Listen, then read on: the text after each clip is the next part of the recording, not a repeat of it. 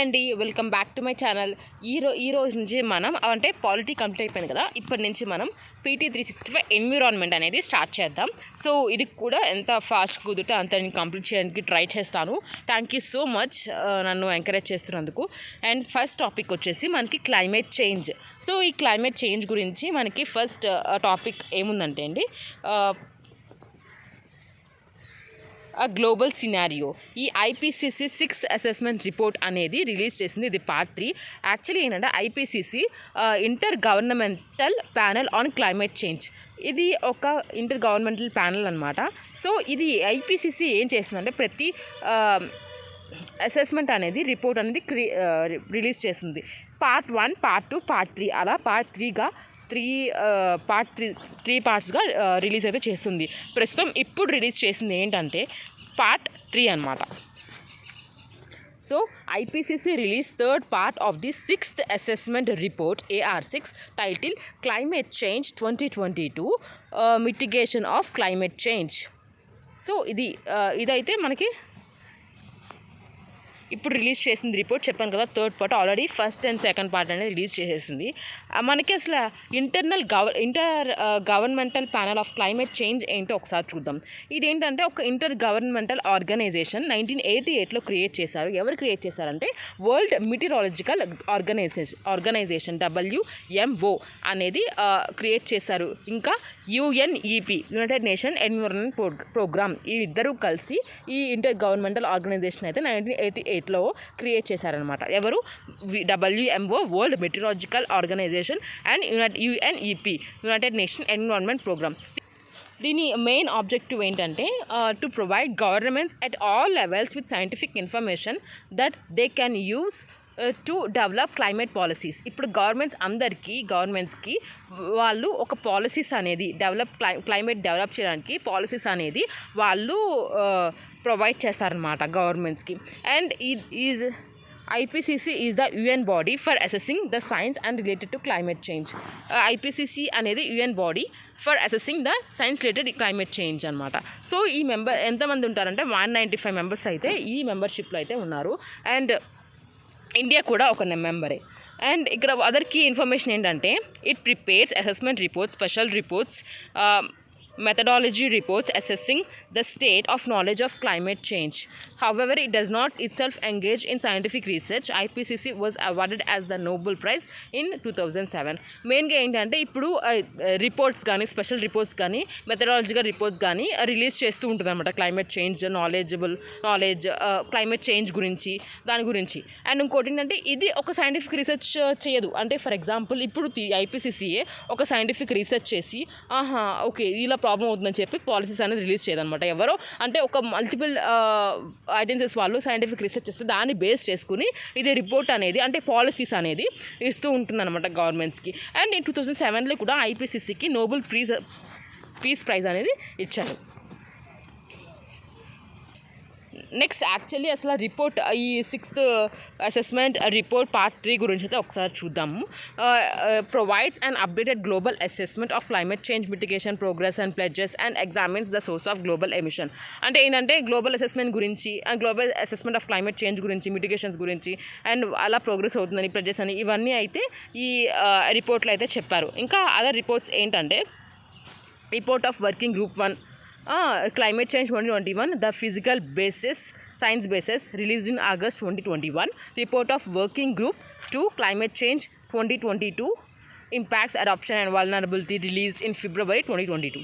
Synthesis report scheduled to release in 2023. So చెప్పాను కదా other reports, ఇవన్నీ అదర్ రిపోర్ట్స్ ARC అంటే ఇది పార్ట్ 3 కదా. పార్ట్ 1, పార్ట్ 2 అనేది ఇక్కడ రిలీజ్ చేశారు. Report of working group 1 and report of working group 2. And next synthesis report కూడా 2023 రిలీజ్ చేయాలన్నమాట. నెక్స్ట్ ఇప్పుడు ఏంటంటే మనకి టార్గెట్స్ ఏంటంటే ఒకసారి అయితే చూద్దాం. సో మిటిగేషన్ టార్గెట్స్ ఏంటి? ఒకవేళ క్లైమేట్ గోల్స్ మనదు అచీవ్ చేయాలంటే యాజ్ పర్ IPCC ప్రకారం ఇప్పుడు గ్లోబల్ వార్మింగ్ అనేది 1.5 కల్లా లిమిట్ చేయడం అనమాట. అది మెయిన్ మనం ఎప్పటి నుంచో ట్యాకిల్ చేద్దాం అనుకుంటున్నాం. To limit global warming to 1.5 5 degrees Celsius. Global GHG emission peak before 2025 reduced by 43% by 2030. 43% అనేది తగ్గించాలి 2030 కల్లా అని చెప్పారనమాట.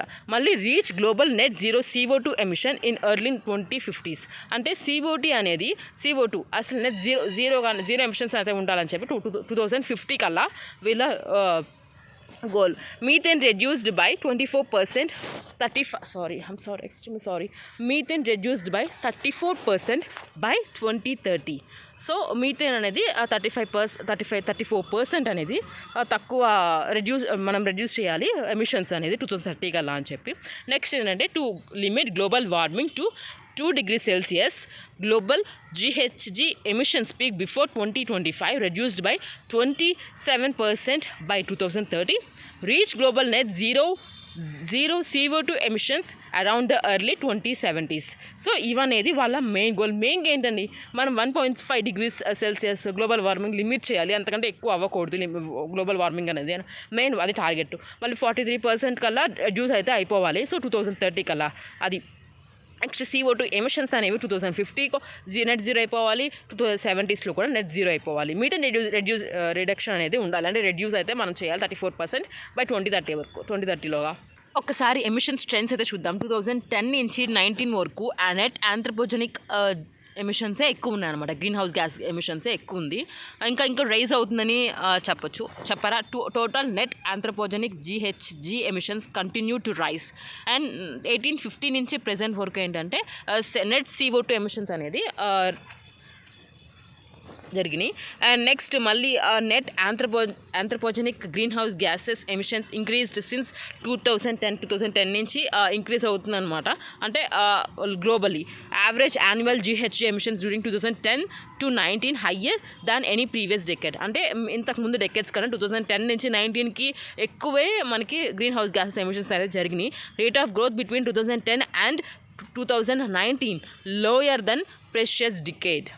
సో నెక్స్ట్ అసలు యాక్చువల్లీ మనకి వరల్డ్ వైడ్గా అంటే మొత్తం ఎలా ఆంథ్రోపోజెనిక్ గ్రీన్ హౌస్ గ్యాసెస్ ఎలా ఉంటే, ఫస్ట్ మనకి ఎనర్జీ సెక్టర్ నుంచి 34% నుంచి, అంటే ఎనర్జీ సప్లై సెక్టర్స్ నుంచే మనకి 34% అనేది గ్రీన్ హౌస్ గ్యాసెస్ ఎమిషన్ అవుతుంది. నెక్స్ట్ ఇండస్ట్రీ నుంచి, next agriculture, forestry and other land use, transport and buildings. So వీటి వల్లే మెయిన్గా గ్రీన్ హౌస్ గ్యాసెస్ అయితే అవుతున్నాయి. ఈ దేని బేస్ చేసుకుని ఆంథ్రోపోజెనిక్ అంటే మనుషులు చేసే, అంటే హ్యూమన్స్ చేసే వేస్ట్ అనమాట గ్రీన్ హౌస్ గ్యాసెస్ అనమాట.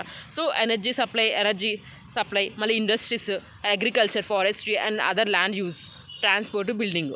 సో మనం ఇంకోటి ఏంటంటే ఎగ్జామ్లో ఏది ఎక్కువ ఆంథ్రోపోజెనిక్లో అంటే హ్యూమన్స్ ఏది ఎక్కువ percentage green house gas emissions జరుగుతున్నాయని చెప్తే మనకి అసెండింగ్ కానీ డిసెండింగ్ కానీ జస్ట్ ఊరికి మనకి ఓవర్ వ్యూకి ఒకసారి గుర్తుపెట్టుకోండి. ఎనర్జీ ఎక్కువ, మనకి ఇప్పుడు ఎనర్జీ కావాలి కాబట్టి ఎనర్జీ ఎక్కువ, next industry, next agriculture, transport, building. So next ఇక్కడ ఏంటంటే variation in regional contribution to global greenhouse gases. So first at least 18 countries అనేది sustained greenhouse gases emissions reductions for longer than 10 years. So మెయిన్గా ఏంటంటే ఇప్పుడు మనకి island countries కానీ లేకపోతే developing countries కానీ చిన్న కంట్రీస్ ఉంటాయి కదా. సో వాళ్ళు అనేది ఎమిషన్స్ అనేది చాలా తక్కువగా ఉంటాయి. అది అసలు ఆబ్వియస్లీ మినిమల్ ఉంటాయి అనమాట, ఎందుకంటే అక్కడ ఇండస్ట్రీస్ కానీ ఏమీ ఉండవు. సో అది చెప్తున్నారు. Least developed countries and small island developing states have much lower per capita emissions than the global average, excluding CO2 emitted from land use change and forestry.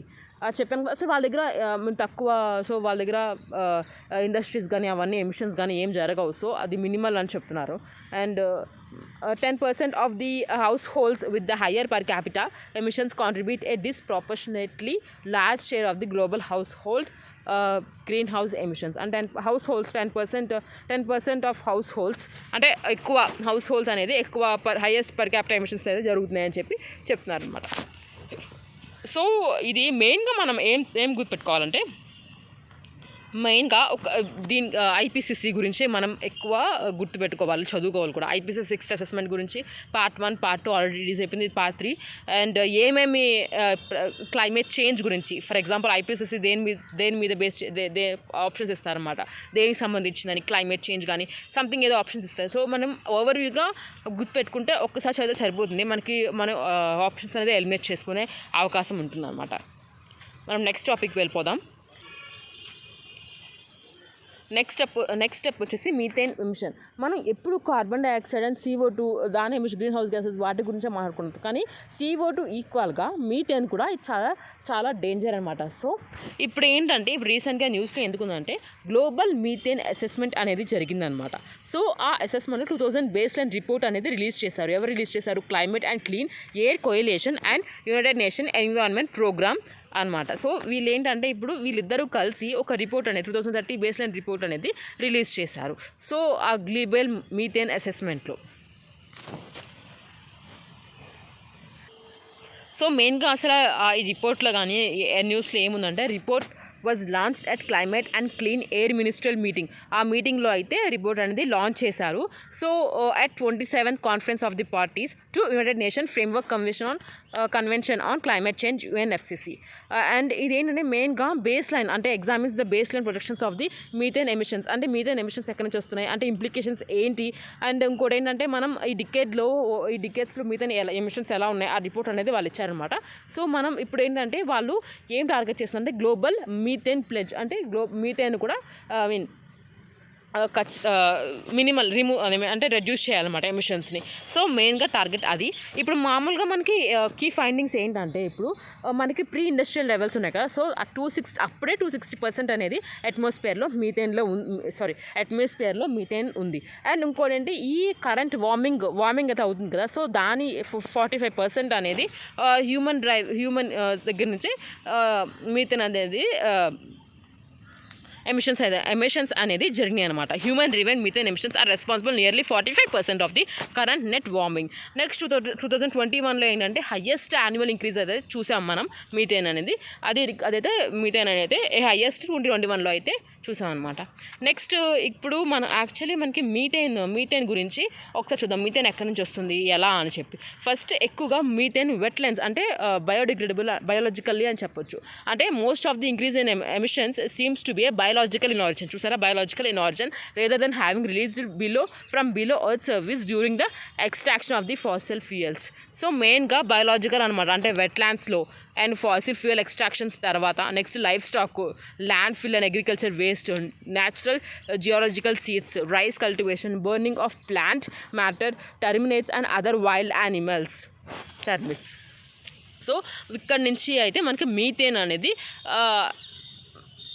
వస్తుంది. సో మెయిన్గా ఎక్కువ వెట్లాండ్స్ నుంచి అయితే మనకి మీథేన్ వస్తుంది. Next fossil fuel అట్రాక్షన్స్కి నుంచి. Next ఇంకోటి ఏంటంటే క్యారెక్టర్స్ ఏంటంటే అది కలర్లెస్ ఉంటుంది అండ్ ఆర్డర్లెస్ గ్యాస్. మళ్ళీ primary component of natural gas. Methane అనేది ఒక ప్రైమరీ కాంపోనెంట్ అనమాట న్యాచురల్ గ్యాస్కి. అండ్ ఈ పవర్ఫుల్ ఇది ఒక మీథేన్ అనేది పవర్ఫుల్ గ్రీన్ హౌస్ గ్యాసెస్ అనమాట. లైఫ్ స్పాన్ అనేది 20 years కంటే 20 years ఉంటుంది. అండ్ కొంచెం తక్కువ కంటే CO2 కంటే కొంచెం తక్కువ అనమాట. గ్లోబల్ వార్మింగ్ అనేది ఇది 80 times గ్రేటర్ దెన్ CO2 అంట.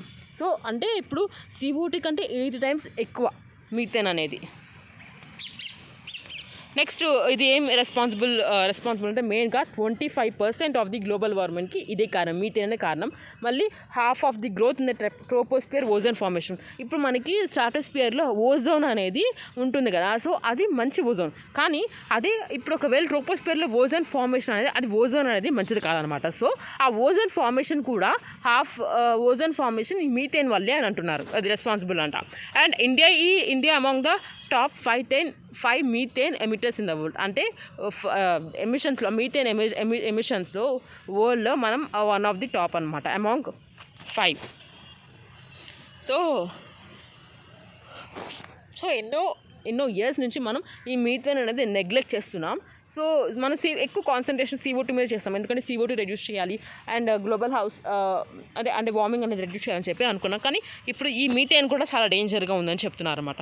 సో మెయిన్గా ఇక్కడ మనం ఇందాక చూసాం కదా, గ్లోబల్ మీథేన్ ప్లెడ్జ్ అనేది టార్గెట్ చేయాలి అని చెప్పి అన్నారని చెప్పి. సో ఒకసారి అయితే ఈ ప్లెడ్జ్ అయితే ఒకసారి చూద్దాం. రీసెంట్గా ఏంటంటే ఈ ఆస్ట్రేలియా అనేది ఈ గ్లోబల్ మీథేన్ ప్లెడ్జ్లో అయితే జాయిన్ అయిందనమాట. సో దానివల్లే ఇప్పుడు మనం ఇది కూడా చదువుకోవాలి, చాలా ఇంపార్టెంట్. అండ్ ఇక్కడ ఎప్పుడు లాంచ్ చేశారంటే COP26, మనకు అందరికీ తెలిసింది అది. COP26 చాలా ఫేమస్. సో COP26 2021లో అయితే లాంచ్ చేశారు ఈ గ్లోబల్ మీథేన్ ప్లెడ్జ్ని. అంటే రెడ్యూసెస్ మీథేన్ ఎమిషన్స్, అంటే మీథేన్ ఎమిషన్స్ని రెడ్యూస్ చేయడానికి ఏదైతే మనకి లాంచ్ చేశారు. United States and European Union ఈ రెండు అయితే లీడ్ చేస్తున్నాయి ఈ global methane ప్లెడ్జ్ని.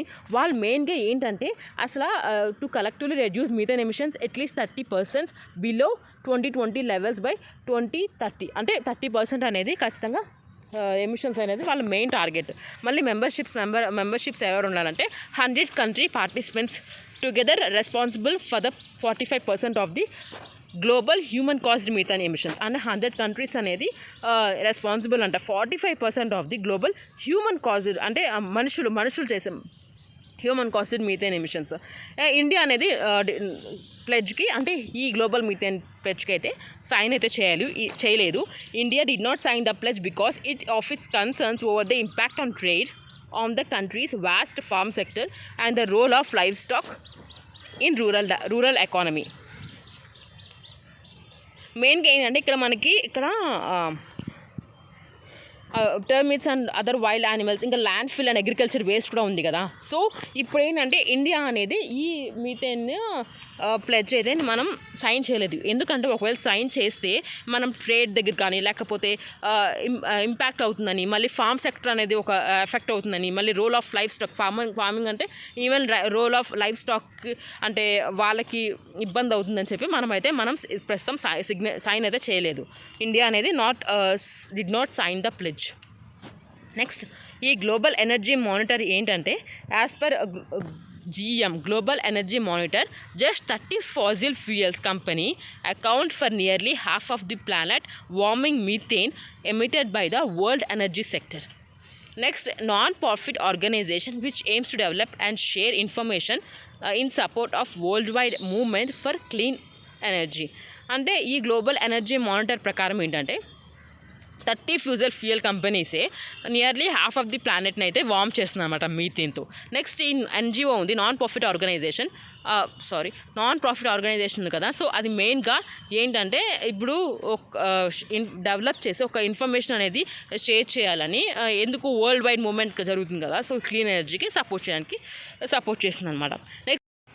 Next international methane emission observatory. ఈ అబ్జర్వేటరీ ఏంటంటే ఇప్పుడు ఈ అబ్జర్వేటరీ అనేది UNEP ఇనిషియేటివ్ అనమాట. 2021లో లాంచ్ చేశారు. ఇదేంటంటే దీని రిపోర్ట్లో ఏం చెప్పిందంటే మనం ఫాస్టెస్ట్ వే అంటే ట్యాకిల్ చేయాలంటే క్లైమేట్ చేంజ్ ట్యాకిల్ చేయాలి అంటే ఫాస్టెస్ట్ వే ఏంటంటే షార్ట్ టర్మ్లో ఇది ఈ మీథేన్ ఎమిషన్స్ అనేది కట్ చేయడం అనమాట. సో మెయిన్గా రిపోర్ట్లో ఇదే చెప్పింది. అండ్ ఈ IMEO మెయిన్ ఎయిమ్ ఏంటంటే to catalyse reduction of the methane emissions starting with fossil fuel sector. ఈ ఫ్యూయల్ ఎక్స్ట్రాక్షన్స్లో మనకి ఒక ఎంతైతే ఎమిషన్స్ జరుగుతున్నాయో దాంట్లో UNEP అంటే దాంట్లో మీథేన్ ఎమిషన్ని రెడ్యూస్ చేయడం అనమాట. సో మెయిన్ టార్గెట్ వీళ్ళు ఇదే.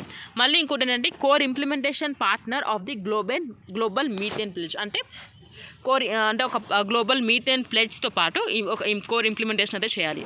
Next NASA earth surface mineral dust source investigation mission కూడా ఉంది. సో ఈ మిషన్స్ మెయిన్గా ఏంటంటే ఈ methane super emitters were mapped by NASA's Earth Surface Mineral Dust Source Investigation.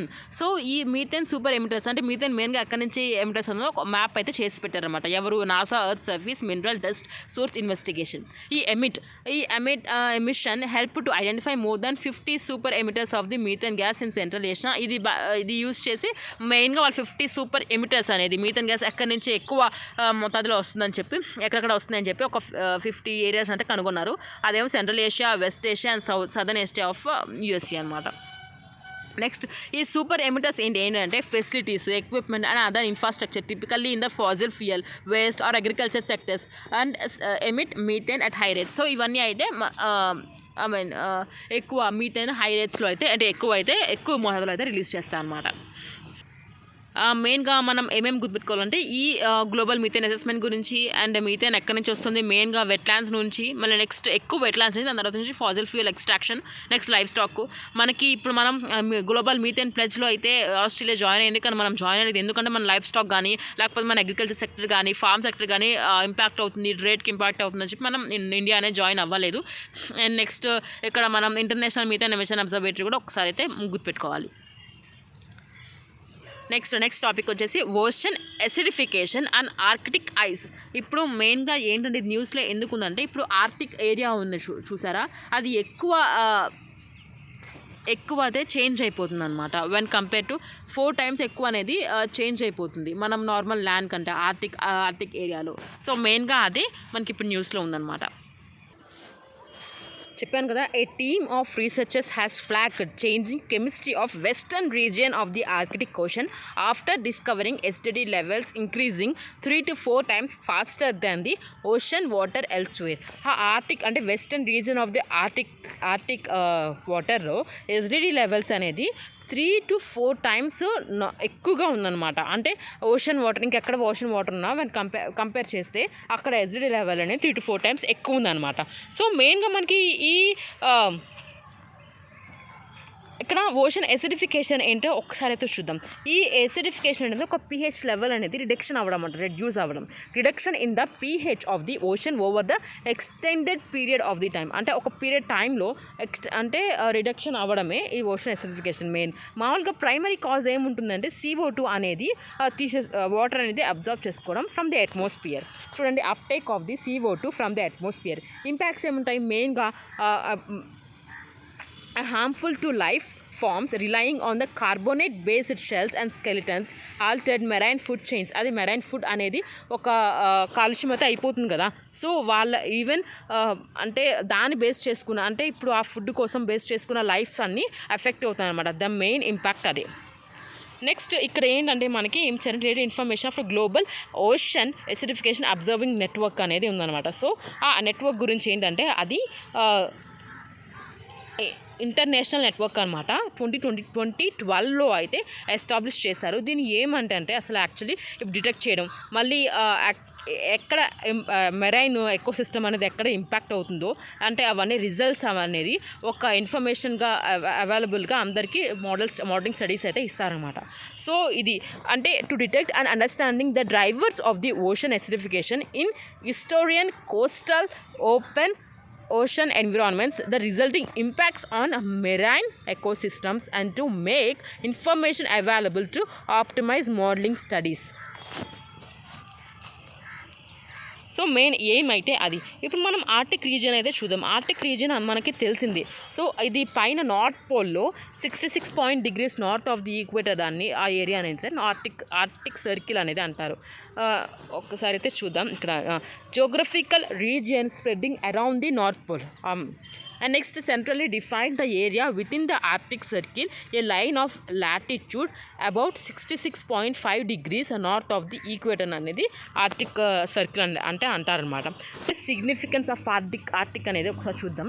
Melting of ice due to climate change making the region more accessible for economic exploitation, oil and gas reserve metals and minerals. ఈ climate change వల్ల ఆ Arctic circle ఆ సరౌండింగ్స్లో అనేది మనకి ice అనేది melt అయిపోతుంది అనమాట. సో అలా మెల్ట్ అవడం వల్ల ఈ అంటే చుట్టుపక్కల ఉన్న రీజన్స్ ఏమున్నాయంటే సో వాళ్ళైతే ఆ ఏరియాని ఎకనామిక్ ఎక్స్ప్లాయిటేషన్ అయితే చేయడానికి యాక్సెసిబుల్ ఉందన్నమాట. అంటే ఆయిల్ రిజర్వ్స్ కానీ గ్యాస్ రిజర్వ్స్ కానీ మెటల్స్ మినరల్స్ అవన్నీ అక్కడ ఉన్నాయి కదా. సో దాన్ని ఎక్స్ప్లాయిట్ చేయడం దాన్ని బయటకు తీయడానికి అవకాశం అయితే ఏర్పడింది. ఎందుకు క్లైమేట్ చేంజ్ వల్ల ఐస్ మెల్ట్ అయిపోతుంది కదా దానివల్ల.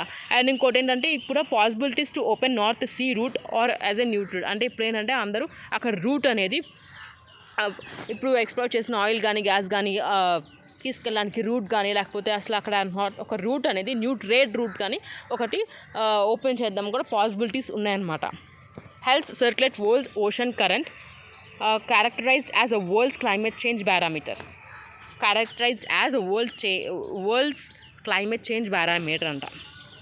నెక్స్ట్ ఇక్కడ మామూలుగా ఈ ఆర్టిక్ రీజన్లో మెయిన్గా ఇండియాకి ఏమైనా కనెక్షన్ ఉందా అంటే, ఫర్ ఎగ్జాంపుల్ ఏమి అయితే Arctic research programme since 2007 with several expedition undertaken till date.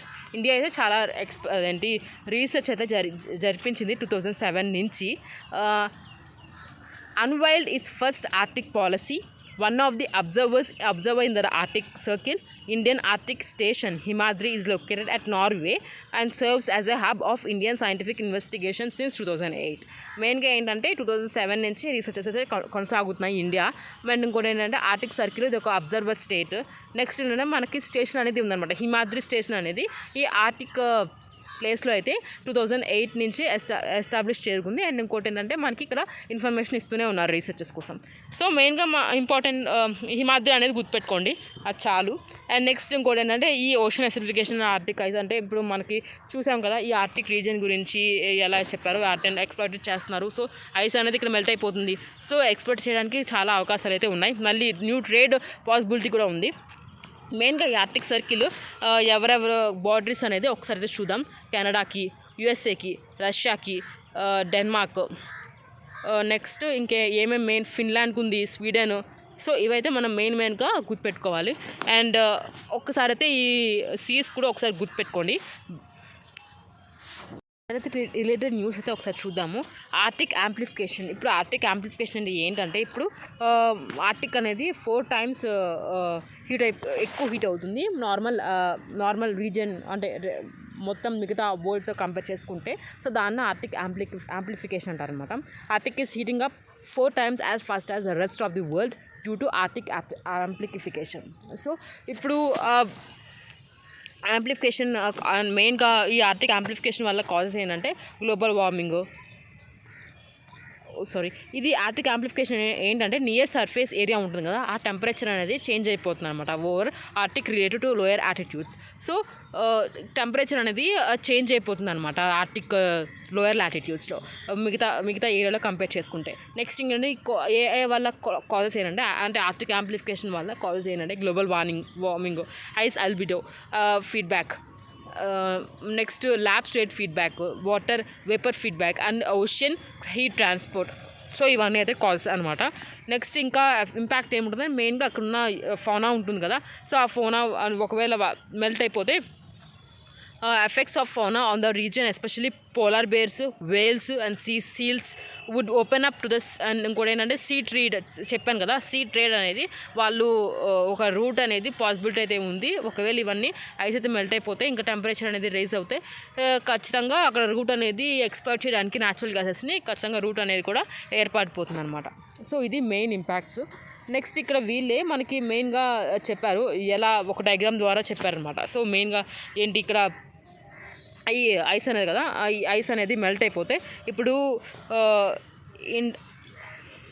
Less reflection, more absorption, warming up of upper ocean layer, larger energy flow, rise on temperature at earth surface, melting of sea ice and snow.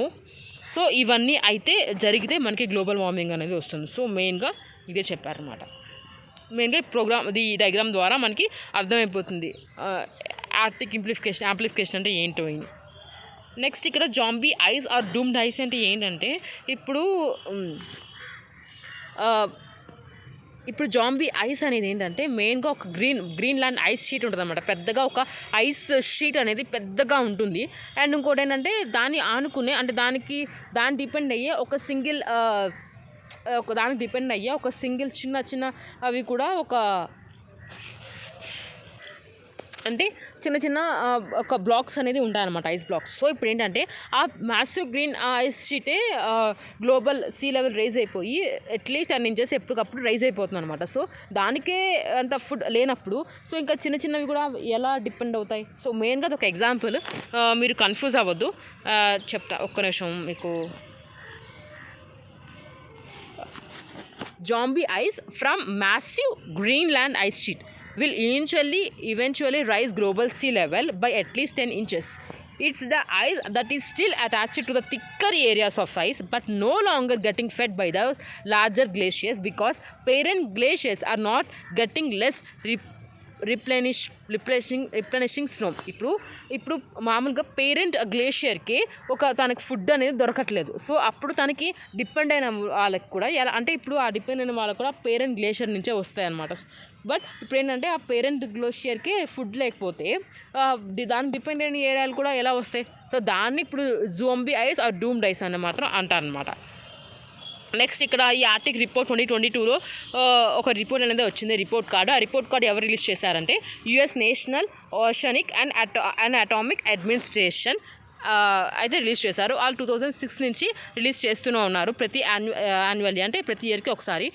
ఏంటంటే ఒక review, it is a peer reviewed source and provide and up to date environment information on the Arctic. అంటే ఆర్టిక్లో జరుగుతున్న environment information అంతా వాళ్ళు ఒక provide చేస్తారనమాట. Next key highlights ఏంటంటే Arctic అనేది కంటిన్యూస్గా వార్మ్ అయిపోతుంది twice as fast as rest of the globe. అంటే ఇప్పుడు గ్లోబ్ ఎంత అంటే మిగతా ఏరియాలో మనకి ఎర్త్ అనేది ఎంత ఎంత ఎంత ఫాస్ట్గా వార్మ్ అయిపోతుంది, దానికంటే 2 times ఫాస్ట్గా అయితే ఆర్టిక్ అనేది వార్మ్ అవుతుంది అనమాట. అంటే ఆర్టిక్ ఏరియా అనేది మెల్ట్ అయిపోతుంది ఐస్ అనేది. Next persistent summer sea ice due to cooler surface waters and north winds at Chukchi. Persistent summer sea ice due to cooler service waters and north winds at Chukchi అనమాట. ఈ మెయిన్గా ఏంటంటే international conferences కానీ conventions కానీ initiatives environment గురించి ఒక్కసారి న్యూస్లో ఏమేమి ఉన్నాయో చూద్దాం. ఇది రీసెంట్ కానీ 27th COP మీటింగ్ అనేది ఈజిప్ట్లో అయితే జరిగిందనమాట. సో దాని గురించి అది న్యూస్లో ఉంది. COP26 అనేది చాలా ఇంపార్టెంట్ కూడా. 27, 26 ఈ COP కాన్ఫరెన్స్ అనేది చాలా ఇంపార్టెంట్, మనకి చదువుకోవాలి ఎన్విరాన్మెంట్లో. అండ్ ఈ 27th కాన్ఫరెన్స్ అనేది ఈజిప్ట్లో అయితే జరిగిందనమాట రీసెంట్గానే. సో మెయిన్గా 21 అంటే 26th COP 26లో అంటే గ్లాస్గోలో జరిగింది. సో అది క్లైమేట్ ప్యాక్ట్, అసలు దాని గురించి ఒకసారి అయితే చూద్దాం. అదేంటంటే first ever COP decision exactly to target against fossil fuels అనమాట. మెయిన్గా ఏంటంటే 2021లో జరిగిన COP 26 మెయిన్గా ఇది ఫస్ట్ డెసిషన్ అనమాట. అంటే ఇప్పుడు మనం ఫాజిల్ ఫ్యూయల్స్ని కంట్రోల్ చేయాలి, అంటే అన్బర్టెడ్ కోల్ని ఇంకా ఫాజిల్ ఫ్యూయల్ సబ్సిడీస్ని అయితే అంటే సబ్సిడీస్ అయితే తక్కువ ఫేజ్ అవుట్ చేయాలని చెప్పి మెయిన్గా ఫస్ట్ ఇలా డెసిషన్ అయితే తీసుకున్నారు ఈ కాప్లో. నెక్స్ట్ ఈ ఇంటర్నేషనల్ కార్బన్ మార్కెట్స్ కూడా ఫైనలైజ్ అయితే చేశారు. నెక్స్ట్ ఇంకోటి ఈ Sharm el Shaik work programme ఉంది కదా, సో అది ఒక గ్లోబల్ గోల్గా అడాప్ట్ చేసుకున్నారు అనమాట. అంటే post COP 26 Bonn Climate Change Conference was held with outcomes of first technology dialogue of the global Stocktake draft global goal on adoption. అంటే ఒక గ్లోబల్ గోల్ అడాప్ట్ చేసుకోవాలి అని చెప్పి మెయిన్గా చెప్పారనమాట ఈ ప్రోగ్రాంలో. అండ్ నెక్స్ట్ ఈ COP 27 అంటే రీసెంట్గా ఈజిప్ట్లో జరిగిన విషయం అయితే ఒకసారి చూద్దాం. ఇదేంటంటే మెయిన్గా మనకి COP 26లో ఏమైతే చెప్పారో వాటిని బిల్డ్ చేయాలని, అంటే వాళ్ళు ఏమైందంటే వాళ్ళకి సరిగ్గా అమలు చేయాలని చెప్పారన్నమాట. Aims to build on previous success including the Glasgow climate pact of COP 26 and pave the way of for higher ambition on mitigation, adaption and climate finance with focus on loss and damage. అంటే loss and damage జరుగుతుంది కదా, దాన్ని focus చేసి మన climate change అనేది adapt చేసుకోవాలి అని చెప్పి హయ్యర్ అంబిషన్స్ అయితే పెట్టుకున్నారనమాట. నెక్స్ట్ దీంట్లో ఏమేమి ఇంక్లూడ్ అయ్యాయంటే 17th session of the COP serving as the meeting of parties of Kyoto protocol అంటే CMP 17. మళ్ళీ ఇంకా ఏంటంటే 4th session of COP serving as the meeting of the parties to the Paris agreement. ఇవి కూడా దీంట్లో అయితే include చేశారు. Next ఏంటంటే concluded with the release of Sharm el Sheikh implementation plan. ఈ షార్మ్ ఎల్ షైక్ ఇంప్లిమెంటేషన్ ప్లాన్ని release చేద్దామని conclude చేశారనమాట. మెయిన్గా ఈ టార్గెట్స్ ఆఫ్ COP 27 ఈజిప్ట్ అంటే ఇప్పుడు ఈజిప్ట్ ప్రెసిడెన్సీ కదా, సో ఈజిప్ట్ ప్రెసిడెన్సీ సెట్ చేసిన ఈ టార్గెట్ ఒకసారి అయితే చదువుకుందాం. ఏంటంటే adapting transformative adaption agenda, providing mobilization and delivering climate finance for developing countries, avoid backsliding on commitments and pledges, ensuring a managed and adjust transition based on low emission and climate resilient development, action to clarify support for loss and damage, shifting from pledging to implementation of scale and time. So ఇవైతే వాళ్ళ targets అనేది పెట్టుకున్నారు, మెయిన్గా adapt చేసుకోవడం. And ఇంకోటి ఏంటంటే ఈ climate finance అనేది కొంచెం ఫర్ డెవలపింగ్ కంట్రీస్కి అనేది ప్రొవైడ్ చేయడం. మళ్ళీ ఇంకా ఈ బ్యాక్ స్లైడింగ్ కానీ ఇంకా మనం ఏదైతే ప్లెడ్జెస్ చేస్తామో దానికి కమిట్మెంట్స్ అనేది ఉండాలి. అండ్ అంటే అవాయిడ్ అయితే చేయకూడదు. నెక్స్ట్ అనేది ఈ లో ఎమిషన్ అంటే ఇప్పుడు మనం మేనేజ్మెంట్ చేసుకుని ట్రాన్సిషన్ లో ఎమిషన్స్ అయితే క్లైమేట్ రిసైలెంట్ డెవలప్మెంట్ కోసం చేయాలి. అండ్ ఇంకోటి ఏంటంటే ఈ సపోర్ట్ లాస్ అండ్ డ్యామేజ్కి అయితే సపోర్ట్ చేసుకోవాలి. ఇంకా ఈ ఇంప్లిమెంటేషనే కాకుండా మనం అమలు చేయాలి. అంటే ఇంప్లిమెంటేషన్ చేయడం అదే కాకుండా అది మనం రియల్ లైఫ్లో అయితే అమలు అయితే చేయాలి. అంటే ఆన్ టైం అయితే ఇంప్లిమెంట్ చేయాలి అని చెప్పి చెప్తున్నారు అనమాట. మెయిన్గా అవి వాళ్ళ టార్గెట్స్ అనేది పెట్టుకున్నారు. మనం ఇప్పుడు కీ అవుట్కమ్స్ ఆఫ్ COP27 చూసుకుంటే ఇంపార్టెంట్ డెసిషన్స్ అండ్ డెవలప్మెంట్స్ ఒక్కసారి అయితే చూద్దాం. Countries requested to revisit and strengthen their 2030 climate targets by the end of the 2023 as necessary to align with the Paris Agreement. ఇప్పుడు ఏంటంటే ఇప్పుడు కంట్రీస్కి చెప్పారు, ఏమని చెప్పారంటే ఒకసారి అయితే మీరు రీవిజిట్ చేయండి అండ్ స్ట్రెంథెన్ చేసుకోండి. మనం ఏమైతే అనుకున్నామో క్లైమేట్ టార్గెట్స్ 2030 కల్లా అచీవ్ చేయాలని చెప్పి మనం ప్యారిస్ అగ్రిమెంట్ ప్రకారం, సో అదైతే మీరు ఒక్కసారి అయితే రివైజ్ చేసి స్ట్రెంథెన్ చేసుకోండి అని చెప్పి చెప్పారన్నమాట. నెక్స్ట్ మిటిగేషన్కి వచ్చేసరికి మనం నార్మల్గా ఇంకోటి ఏంటంటే ఇప్పుడు మిటిగేషన్ అంబిషన్ కానీ ఎలా ఇంప్లిమెంట్ చేయాలి ఈ డికెడ్లో అని చెప్పి దాని గురించి అయితే చెప్పారన్నమాట. అండ్ ఇంకోటి అడాప్షన్ ఏంటంటే ఒక ఫ్రేమ్వర్క్ అయితే గ్లోబల్ గోల్గా అడాప్ట్ చేసుకున్నారంట. ఫర్ ఎగ్జాంపుల్ ఇప్పుడు ఎలా అంటే ఇప్పుడు ఏదన్నా సరే ఒక 15 days కానీ 21 days కానీ కంటిన్యూస్గా చేస్తే అడాప్ట్ చేసుకుంటాం కదా. సో అలాగే ఈ కంట్రీస్ కూడా అడాప్ట్ చేసుకోవాలి అంటే ఒక ఫ్రేమ్వర్క్ అనేది డెవలప్ చేశారంట. So adaption development of a framework for a global goal on adoption to undertaken through structured approach under the Glasgow Sharm el Sheikh work program in 2023 at COP28. మళ్ళీ ఇంకా new pledges అనేది totalling new ప్లెజెస్ అనేది start చేశారు adapting కోసం, adoption fund కోసం. అంటే మొత్తం totaling more than $230 million made to the adaption fund అనమాట. Next finance. యాక్చువల్లీ మనకి ఇప్పుడు ఫైనాన్స్ లేకపోతే అసలు మనం ఏమీ చేయలేము. సో మెయిన్గా ఈ article Sharm el Sheikh dialogue ప్రకారం ఒక లాంచ్ చేశారనమాట. ఆర్టికల్ 2.1C ప్రకారం of the Paris agreement to report back at COP28.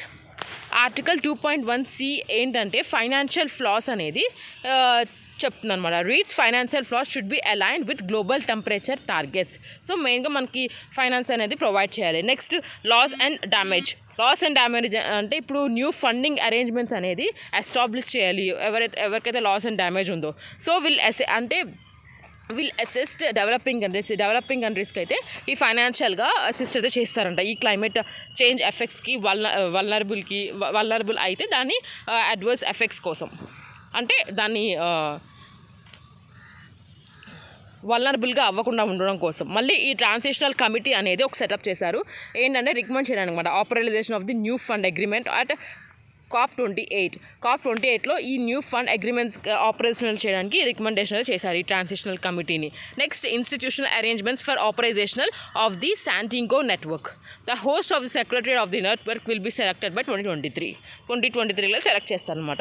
Next energy గురించి ఏంటంటే call to transition towards low emission energy system. అంటే మనం లో ఎమిషన్స్ అయితే చేయాలి, తక్కువ ఎమిషన్స్ అయితే చేయాలి ఎనర్జీ నుంచి అని చెప్పి చెప్పారన్నమాట. Call to accelerate efforts towards the phase down of unabated coal power and phase out the inefficient fossil fuel subsidies. మెయిన్గా ఏంటంటే ఇప్పుడు మనం అన్బ్యాటెడ్ కోల్ ఉంటుంది కదా, దాన్ని ఫేజ్ డౌన్ చేయాలి. ఇంకా ఫేజ్ అవుట్ అంటే ఫాజిల్ ఫ్యూయల్కి సబ్సిడీస్ ఉంటాయి కదా, సో ఆ సబ్సిడీస్ కూడా మనం ఫేజ్ అవుట్ చేసేయాలని చెప్పి ఇక్కడ చెప్తున్నారు అనమాట. అంటే స్లోగా ఈ ఎఫర్ట్స్ అనేది పెట్టాలని చెప్పి చెప్తున్నారు. Next financial system reform. ఈ ఫైనాన్షియల్ సిస్టమ్ రిఫార్మ్ ఏంటంటే మల్టీలేటరల్ డెవలప్మెంట్ బ్యాంక్స్ మళ్ళీ ఇంకా ఇంటర్నేషనల్ ఫైనాన్షియల్ ఇన్స్టిట్యూట్స్ ఏం చేయాలంటే encourage to reform their operational model, అంటే channels and instruments to address the climate change emergency.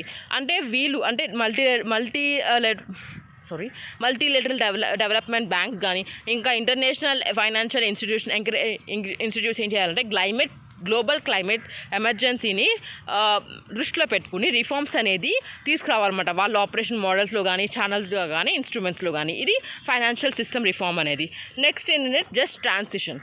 So a programme అనేది ట్రాన్సిషన్కి launch చేయాలి. అంటే work programme on just transition launch, అంటే ఈ ట్రాన్సిషన్ జరగడానికి ప్రోగ్రామ్ అనేది లాంచ్ చేశారన్నమాట. Includes annual high level ministerial round tables with first taking place అట్ COP28 నెక్స్ట్ ఇయర్. అంటే ఇప్పుడు నెక్స్ట్ COP28 అనేది నెక్స్ట్ ఇయర్ జరుగుతుంది కదా. సో అక్కడ ఏంటంటే high level ministerial round tables కూడా జరుగుతాయి అన్నమాట ఈ జస్ట్ ట్రాన్సిషన్లో. నెక్స్ట్ అగ్రికల్చర్లో మెయిన్గా ఏంటంటే Koronivia joint work for agriculture given another 4-year lease by establishment of 4-year Sharm el Sheikh joint work on implementation of the climate action on agriculture and food security. ఈ climate action and on agriculture ఇంకా food security దృష్టిలో పెట్టుకుని implement చేయడానికి ఈ 4-year Sharm el Sheikh joint అనేది implement చేశారనమాట. So next technology transfer and deployment. So first joint programme అనేది technology executive committee and climate change centre and network setup for 2023 నుంచి 27 వరకు సెటప్ చేశారు ఈ జాయింట్ వర్క్ ప్రోగ్రామ్ని. నెక్స్ట్ ఇంకేంటంటే first COP ever decision mention food reverse nature based solution tipping point and the high to healthy environment. అంటే first COP మీటింగ్లో first ever ఒకసారి ఈ డెసిషన్స్ అనేది తీసుకున్నారంట. ఫుడ్ గురించి, రివర్స్ గురించి, నేచర్ బేస్డ్ సొల్యూషన్ గురించి, టిప్పింగ్ పాయింట్స్ గురించి అండ్ హెల్తీ ఎన్విరాన్మెంట్ గురించి ఇవన్నీ దృష్టిలో పెట్టుకుని అయితే ఫస్ట్ డెసిషన్ అయితే తీసుకున్నారు. సో ఇది ఫస్ట్ COP అనమాట. అండ్ ఈ COP మీటింగ్స్ అయితే చాలా ఇంపార్టెంట్. అండ్ ప్రతిసారి ఎక్కువ ఏదో ఇంప్లిమెంట్స్ చేస్తూనే ఉంటారు, కొత్త ప్రోగ్రామ్స్ చేస్తూనే ఉంటారు. సో ఒక్కసారి అయితే మీరు చదువుకుంటే సరిపోతుంది.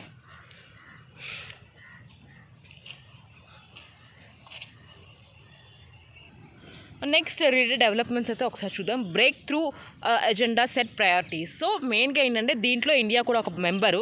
సో ఇప్పుడు మనకి క్లీన్ టెక్నాలజీస్ కావాలి, చీపర్ కావాలి, క్లీన్ కావాలి. సో ఇవన్నీ ఎజెండాస్ అయితే మనకు ఉన్నాయి కదా. సో అవి ఏంటంటే ఒకేసారి అయితే మనం సక్సెస్ అవ్వలేము. సో ఒక ప్రయారిటీ అనేది మనం సెటప్ చేయాలి అని చెప్పి దానికోసమే ఈ ఎజెండా అనేది తీసుకొచ్చారనమాట. Breakthrough agenda set priorities. Signatories to breakthrough agenda have mapped out priority actions to be delivered by COP28 climate summit to help clean technologies cheaper and cleaner anamata.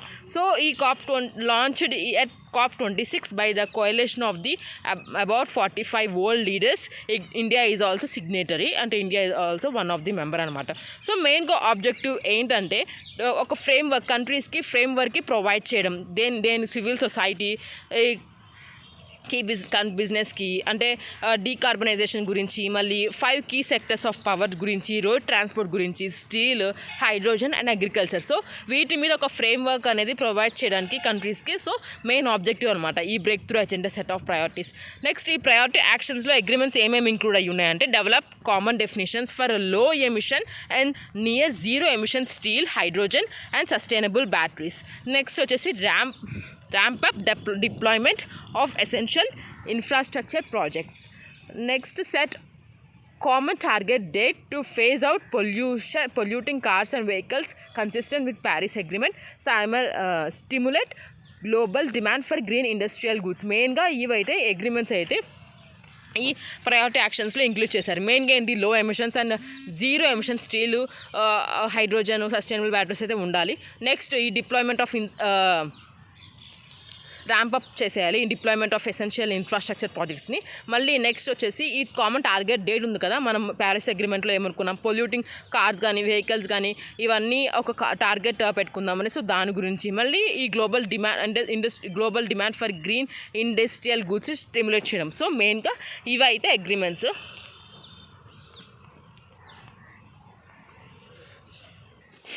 Next వచ్చేసి ఈ first mover coalition గురించి ఒకసారి చూద్దాం. ఇదేమో US ఇంకా world economic forum కలిసి అయితే COP26లో Glasgow స్కాట్లాండ్లో అయితే లాంచ్ చేశారు.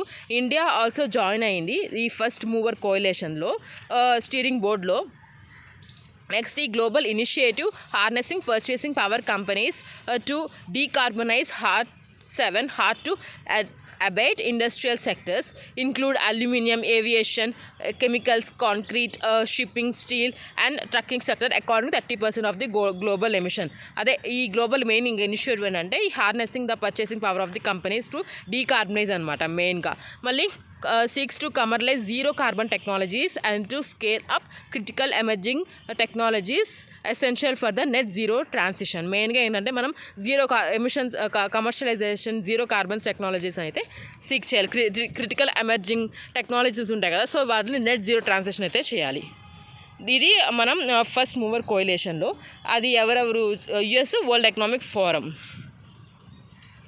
ఇది నెక్స్ట్ ఇది కంటిన్యూస్లో మామూలుగా divine investment in agriculture research and development demonstration. ఇక్కడ మనం ఒక అగ్రిమెంట్స్ అనుకున్నాం కదా ప్రయారిటీ, ఇది కూడా అగ్రిమెంట్స్. సో నెక్స్ట్ ఈ ఫస్ట్ మూవర్ కోయలేషన్ని చెప్పాను కదా, ఈ ప్రయారిటీ యాక్షన్స్ కూడా ఇందాక మనం చెప్పుకున్న ఫస్ట్ మూవర్ కోయలేషన్స్ కూడా సపోర్ట్ చేస్తుంది అనమాట. ఈ ఇనిషియేటివ్స్ని కూడా ఇంక్లూడ్ చేస్తుంది. ఫస్ట్ మూవర్ కోయలేషను, మళ్ళీ క్లైమేట్ ఇన్వెస్ట్మెంట్ ఫండ్, అంటే ఇప్పుడు లార్జెస్ట్ మల్టీలేటరల్ క్లైమేట్ ఫండ్ ఉంటుంది కదా, ఈ ఫండ్ అనేది మెయిన్గా ఫోకస్ చేసేది transformational climate innovation in 72 middle and low income countries including ఇండియాతో కలిపి 72 middle and low income countries ఉంటాయి కదా, వాళ్ళందరికీ ట్రాన్స్లేషన్ చేయడానికి క్లైమేట్ ఫండ్ అనేది లార్జెస్ట్ ఫండ్ అనేది ఉందన్నమాట. సో మెయిన్గా ఆ ఫండ్ మెయిన్గా ఏం ఫోకస్ చేస్తుందంటే ఈ ట్రాన్స్ఫార్మ్ చేయాలి క్లైమేట్ ఇన్నోవేషన్ని ఈ 72 మిడిల్ అండ్ లో ఇన్కమ్ కంట్రీస్కి అనేది చెప్పిందనమాట. Next mission possible partnership and alliance with of leading climate change. So ఇవైతే అగ్రిమెంట్స్. నెక్స్ట్ మెయిన్గా మళ్ళీ ఇప్పుడు Indonesia just energy transition partnership అనేది ఉంది. సో అది కూడా ఒకసారి అయితే చూద్దాం.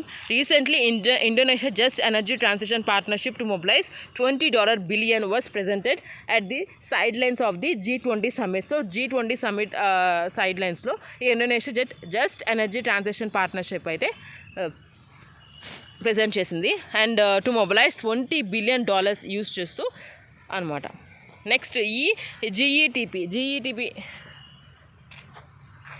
climate finance agreement in which donor countries work together to accelerate the early retirement of the high emission infrastructure in partner countries, provide support for investment in renewable energy and related infrastructure. So first JTEP అనేది 2021లో announce చేశారు by South Africa and international partners group IPG of France, Germany, the United Kingdom, the United States and the European Union. So South ఆఫ్రికాతో కలిపి వీళ్ళందరూ international partners గ్రూప్తో అయితే announce చేశారన్నమాట JTEPని. Next ఈ JTEPకి మెయిన్గా గోల్స్ ఏంటంటే ఎనర్జీ ట్రాన్సిషన్కి మెయిన్గా mobilise private sector capital of finance, decarbonisation efforts, మళ్ళీ deliver a just transition for citizens, facilitate the early decomposition of the coal fired power plants. So ఇవైతే మెయిన్గా గోల్స్ అనమాట జస్ట్ ట్రాన్సిషన్ పార్ట్నర్షిప్కి. నెక్స్ట్ ఈ United Nation framework on climate change గురించి ఒకసారి అయితే చూస్తే ఈ ఇంటర్ గవర్నమెంటల్ ట్రీటీ అనమాట. So open for signature of Rio summit 1992లో అయితే ఓపెన్ చేశారు. అంటే ఇది అమల్లోకి వచ్చిందంటే కేమ్ ఇంటూ ఎన్ఫోర్స్ ఏమో ఫోర్స్లో ఎప్పుడు వచ్చిందంటే 1994లో అయితే వచ్చింది. మెయిన్గా ఏంటి to stabilise the greenhouse gases concentration in the atmosphere at the level at prevent dangerous anthropogenic interference with the climate system within the time frame sufficient to allow ecosystem to adapt naturally to climate change, to ensure the food production is not threatened, to enable economic development to proceed in a sustainable manner. మెయిన్గా ఈ 3 అనేది objectives. ఒకటి stabilise of greenhouse gases concentrations, మళ్ళీ food production అనేది థ్రెటన్గా is not threatened, to ensure. Next వచ్చేసి to enable economic development to proceed sustainable manner అనమాట. So మెయిన్గా మళ్ళీ ఈ ఇండియా ఈజ్ ద మెంబర్ దీంట్లో అండ్ 198 పార్టీస్లో ఇండియా కూడా ఒక మెంబర్ అనమాట. అండ్ అదర్ కీ ఇన్ఫర్మేషన్ ఏంటంటే key agreements established under convention, Kyoto protocol and Paris climate agreements. So ఇవైతే అగ్రిమెంట్స్ అనమాట. నెక్స్ట్ వచ్చేసి ఈ ఆపరేటింగ్ మెకానిజం ఆఫ్ యూఎన్ఎఫ్సిసి ఒకసారి చూద్దాం. ఈ యూఎన్ఎఫ్సిసిలో మెయిన్గా కాన్ఫరెన్స్ ఆఫ్ పార్టీస్ జరుగుతుంటాయి, సిఓపి. ఇదేమో సుప్రీం డెసిషన్ మేకింగ్ బాడీ అనమాట ఈ కన్వెన్షన్కి. మళ్ళీ all state of the parties to convention are presented at a COP. All states and all countries ప్రతి ఒక్కళ్ళు అయితే ఈ కన్వెన్షన్లో అయితే రిప్రజెంట్ అయితే ఉన్నారు. నెక్స్ట్ ఎవ్రీ ఇయర్ మీట్ అవుతారు అనమాట. ఎవ్రీ ఇయర్ మీట్ అవుతారు అన్లెస్ పార్టీస్ డిసైడెడ్ అదర్వైజ్. ఒకవేళ ఏమన్నా ప్రాబ్లమ్స్ వస్తే, ఒకవేళ ఏమైనా అనివార్య కారణాల వల్ల డిసైడ్ అవ్వకపోతే మాత్రం అవ్వదు, లేకపోతే ప్రతి ఒక్క ఇయర్ వాళ్ళైతే కలుస్తారు. Next conference of the parties serving the as the meeting of the parties to the Kyoto protocol. Kyoto protocol గురించి ఒకసారి అయితే చూద్దాం. Oversees implementation of the Kyoto protocol. All states that are parties of the Kyoto protocol are represented. States that are not participate observers. ప్రతి ఒక్కళ్ళు అయితే participate చేస్తారు Kyoto ప్రోటోకాల్లో. ఎవరైతే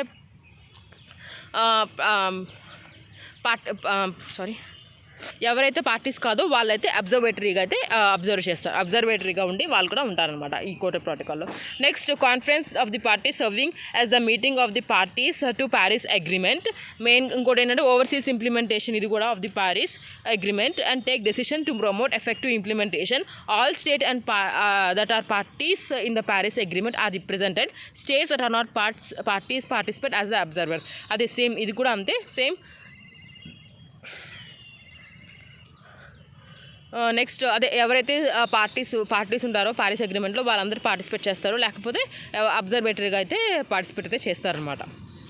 సో మెయిన్గా ఈ ఆపరేటింగ్ మెకానిజం ఆఫ్ యూఎన్ఎఫ్సిసి అంటే మెయిన్గా సిఓపి, కాన్ఫరెన్స్ ఆఫ్ పార్టీస్, మళ్ళీ క్యోటో ప్రోటోకాల్, మళ్ళీ క్యోటో ప్రోటోకాల్ అండ్ నెక్స్ట్ వచ్చేసి ఈ conference of the parties serving as the meeting of the parties of the Paris agreement. So ఇది అనమాట కాప్ గురించి. ఒక్కసారి చదవండి, ఇంపార్టెంట్ చాలా ఎన్విరాన్మెంట్లో.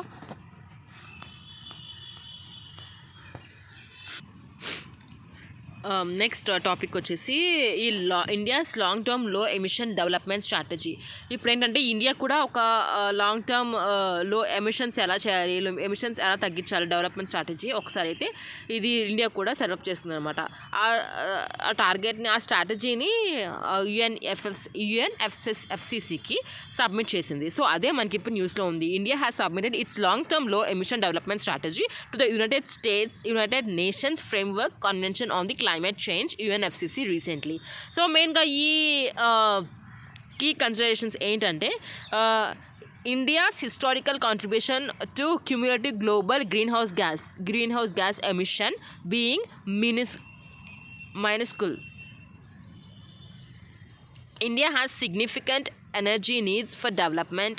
India is committed to pursuing low carbon strategy for development and actively pursuing them as per national circumstances. India needs to build climate resilience. So ఇదైతే India's approach అనమాట ఈ 4. Next ఈ లాంగ్ టర్మ్లో emission development strategies గురించి ఒకసారి అయితే చూద్దాం. ఇదేంటంటే parties to the UNFCCC agreed to format and communicate LTLEDs under article 4.19 of the Paris agreement ప్రకారం దాంట్లో ఉన్న పార్టీస్ యుఎన్ఎఫ్సిసిలో ఉన్న పార్టీస్ అందరూ అగ్రీ చేసుకున్నారు అనమాట ఈ ఫార్ములేట్ చేయడానికి. ఆర్టికల్ 4.19 ప్యారిస్ అగ్రిమెంట్ ప్రకారం. సో ఈ డ్యూరింగ్ 26 కాప్ జరిగింది కదా గ్లాస్గో స్కాట్లాండ్లో. సో ఆ parties that have not yet done have been urged to communicate their LTLEDs by 27. So అప్పుడు 26లో ఎవరైతే పార్టీస్ ఉన్నారో సో అప్పుడు వాళ్ళని అర్జ్ చేసిందనమాట. సో యుఎన్ఎఫ్సిసి ఒకవేళ అయితే మీరు ఇంకా ఈ LTLEDs అనేది డెవలప్ చేసుకోకపోతే, అంటే ఈ స్ట్రాటజీస్ అనేది చేసుకోకపోతే కాప్ 27 కల్లా మీరైతే ఈ సెటప్ చేసుకోండి అని చెప్పి 26లోనే చెప్పిందనమాట. నెక్స్ట్ ఈ formulated mindful of article 2 considers the common but differentiated responsibilities and respective capabilities in the light of different national circumstances.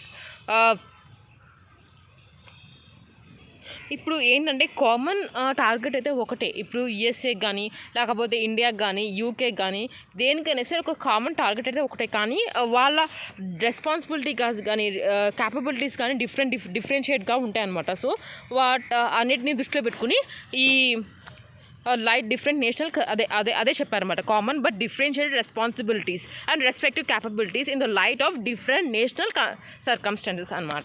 Next మెయిన్గా ఈ long term low emission development strategies అంటే ఏంటో ఒకసారి అయితే చూద్దాం. ఈ లో carbon development of electricity system consistent with development. ఈ టార్గెట్ ఏంటంటే ఎన్డీసీ టార్గెట్ ఏంటంటే 50% నాన్ ఫ్యూజల్ కెపాసిటీని, ఈ 50% నాన్ ఫ్యూజల్ కెపాసిటీ అయితే మనం 2030 కల్లా టార్గెట్ అనేది అచీవ్ చేయాలి. సో మెయిన్గా ఈ ఎలక్ట్రిసిటీ సిస్టమ్ నుంచి ఇదే. అండ్ ఈ గ్రీన్ ఎనర్జీ కార్డెట్స్ని స్ట్రెంథన్ చేయాలి. ఇంకా 3-fold rise in nuclear installed capacity by 2032. So ఇవైతే మెయిన్గా. అండ్ ఇంకోటి ఈ ట్రాన్స్పోర్ట్ గురించి వస్తే integrated efficient inclusive low carbon transport system. So దీని ప్రకారం ఏంటంటే 20% ఇథనాల్ బ్లెండింగ్ అనేది మనం ఇన్ పెట్రోల్లో 2025 కల్లా టార్గెట్ అనేది అచీవ్ చేయాలని చెప్పారు. Next Indian railway to become net zero by 2030. Indian railways అయితే టార్గెట్ అయితే ఏం పెట్టుకున్నాను, 2030 కల్లా నెట్ జీరో అవుతుంది అని చెప్పి టార్గెట్ అయితే పెట్టుకుంది. Leapfrogging to directly reach Bharat stage 6 emissions, a national master plan for multimodal connectivity PM GatiShakti ద్వారా ఒక నేషనల్ మాస్టర్ ప్లాన్ అనేది ఈ మల్టీ మోడల్ కనెక్టివిటీకి అయితే స్టార్ట్ చేశారు. నెక్స్ట్ వచ్చేసి ఈ adaptation in urban design, energy and material efficiency in building and sustainable urbanisation. ఈ national urban policy framework, national building code, energy conservation building code, eco Niwas Samhita energy conservation building code for residential buildings. మళ్ళీ ఇంకా India cooling action plan, national commission on sustainable habitat, extended producer responsibility 2021 and plastic waste management amendment rules 2021. So ఇవన్నీ మనం ఈ urban డిజైన్కి అడాప్టేషన్కి and ఎనర్జీని reduce చేయడానికి అయితే మనం ఇవి తీసుకున్న స్ట్రాటజీస్.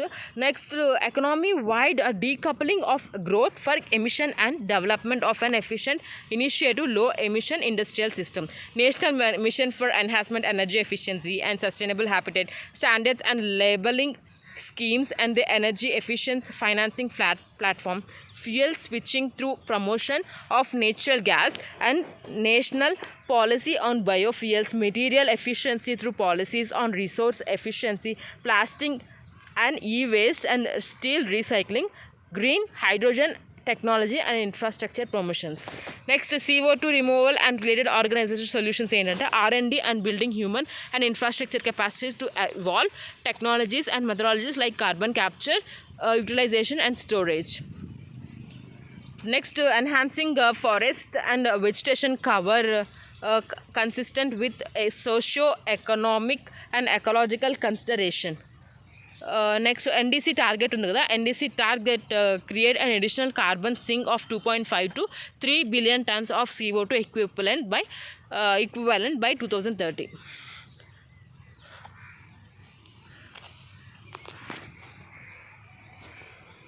Other voluntary contribution అయితే to reduce 26 million has degraded land by 2030. 12 national biodiversity target in line with 20 global Aichi biodiversity goals and major policies and institutions like National Mission for Green India, National Afforestation Program, Nagar One Yojana, National Reducing Regarding Strategy 2018, major greening efforts of National Highway Authority of India and Indian Railways. So ఇవైతే forest and vegetation cover consistent గురించి.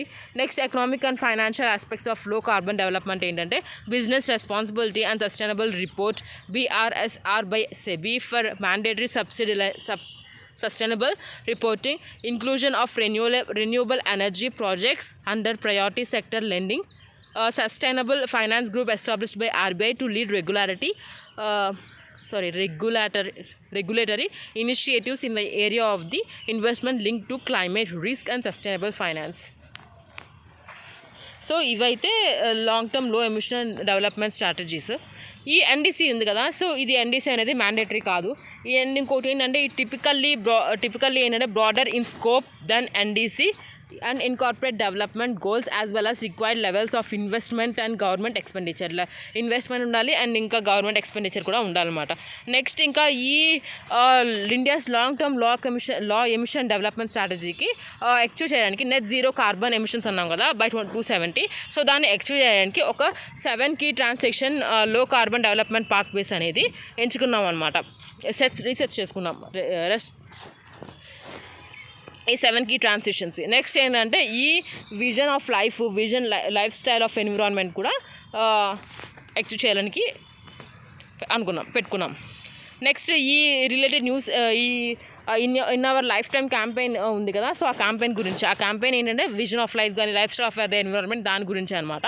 ఇదేంటంటే national museum of natural history under ministry of environment and forest and climate change and UNDP united nation development programme అయితే వాళ్ళైతే launch చేశారు. మెయిన్గా objective ఏంటంటే యూత్ని అంటే 18 to 23 years ఉంటారు కదా, ఆ మధ్య ఏజ్లో వాళ్ళని అయితే ఎంకరేజ్ చేయడానికి ఈ సస్టైనబుల్ లైఫ్ స్టైల్ ఫాలో అవ్వడానికి. Next, youth will be encouraged to submit their climate actions and contribute to lifestyles for the environment with their capacity, which are sustainable and scalable and serve as good practices that can be shared globally.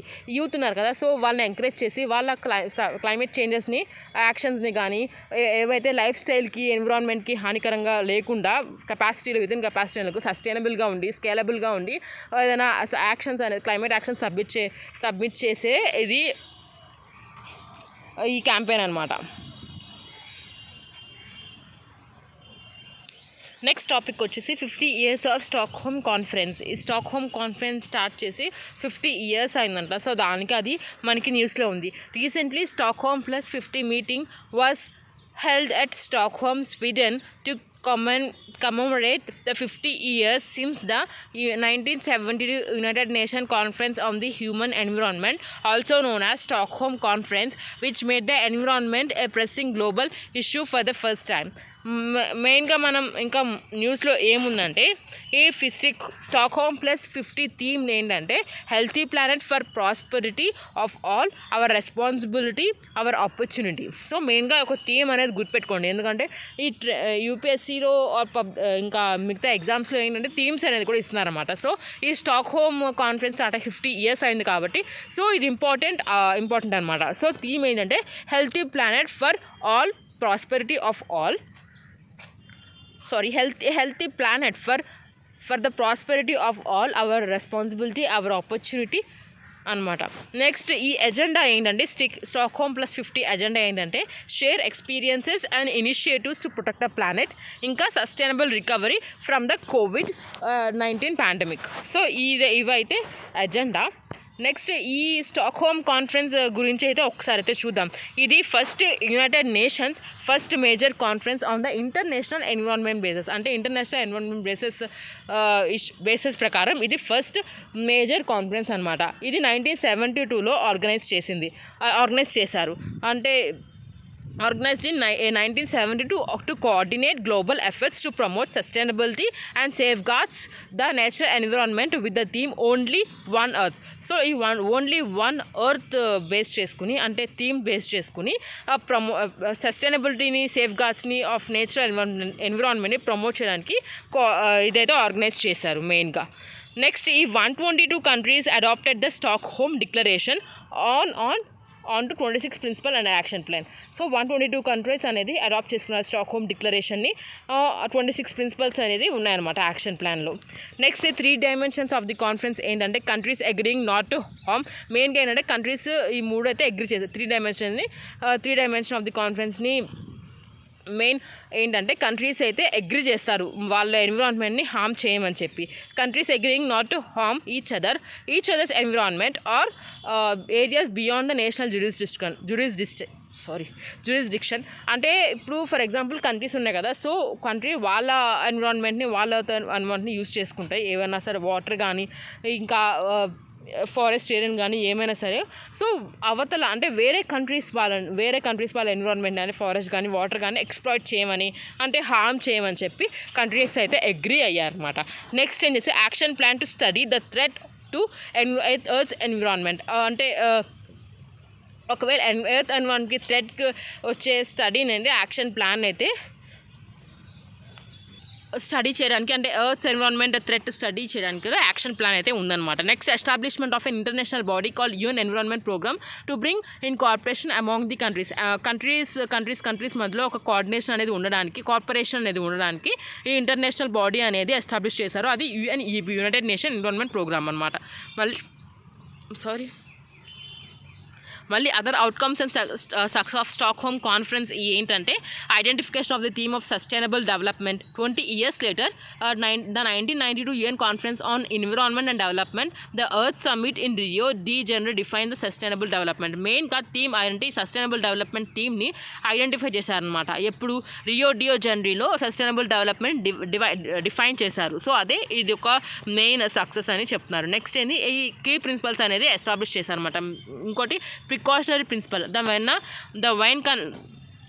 The Convention for the Protection of the Ozone Layer was the first multilateral environmental agreement that codified precautionary measures in 1985. 1985లో precautionary principles అనేది తీసుకొచ్చారు. మెయిన్గా ఏంటంటే ozone లేయర్ని protect చేయడం. అది ఒక first multilateral environment agreement అనమాట వియన్నా కన్వెన్షన్ ప్రకారం.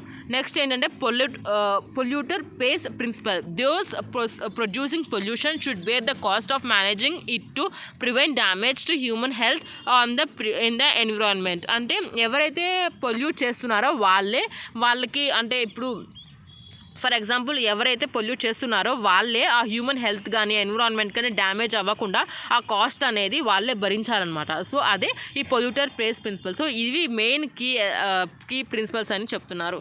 నెక్స్ట్ ఈ మామూలుగా స్టాక్ హోమ్ అనేది ఎలా ఇవాల్వ్ అయింది హిస్టారికల్గా ఒక్కసారి అయితే చూస్తే మెయిన్గా ఏంటంటే 1965లో ఏంటంటే US science advisory committee highlighted the role of human emitted carbon dioxide to atmospheric warming. మెయిన్గా ఈ కమిటీ సైన్స్ అడ్వైజరీ కమిటీ ఏమని చెప్పారంటే హ్యూమన్ ఎమిషన్స్ ఉన్నాయి కదా కార్బన్ డైఆక్సైడ్ అవే ఈ అట్మాస్ఫియర్ని వార్మ్ చేస్తుందని చెప్పారనమాట 1965లో. 1967లో doubling of CO2 from the current level would result in approximately 2 degrees Celsius increase in global temperature. So ఈ కార్బన్ డైఆక్సైడ్ ఎక్కువ ఎమిషన్స్ వల్ల ఈ గ్లోబల్ టెంపరేచర్ అనేది 2 degrees ఇంక్రీజ్ అవుతుంది అని చెప్పారనమాట. 1968లో first time UNGA discuss climate change using scientific evidence. So ఈ క్లైమేట్ చేంజ్ గురించి డిస్కస్ చేశారు 1968లో. 1968లోనే స్వీడన్ ప్రపోజ్ చేసిందనమాట. సో ఏమని స్టాక్హోమ్ కాన్ఫరెన్స్ పెడదామని చెప్పి. సో ఇది ఒక స్వీడిష్ ఇనిషియేటివ్.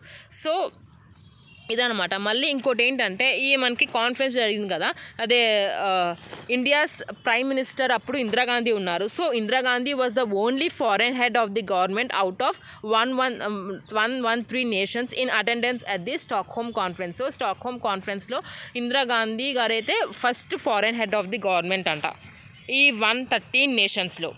నెక్స్ట్ ఈ మల్టీలేటరల్ అగ్రిమెంట్స్ ఒకసారి మల్టీలేటరల్ ఎన్విరాన్మెంట్ అగ్రిమెంట్స్ గురించి ఒకసారి చూద్దాం. అండర్ యుఎన్ఈపీలో ఏమేమి అగ్రిమెంట్స్ అయితే ఉన్నాయో.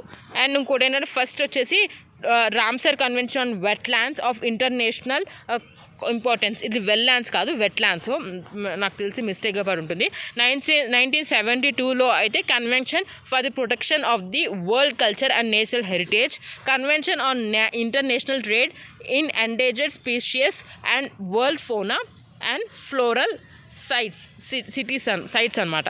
నెక్స్ట్ 1973-78లో ఏంటంటే convention for the prevention of the pollution from ships. Next 1979లో ఏం తీసుకొచ్చామంటే UNECE convention long range trans boundary air pollution. 1985-87లో Vienna convention and Montreal protocol for the convention of the ozone layer. 1989లో Basel convention on the control of the transboundary movements of the hazards waste and the disposal.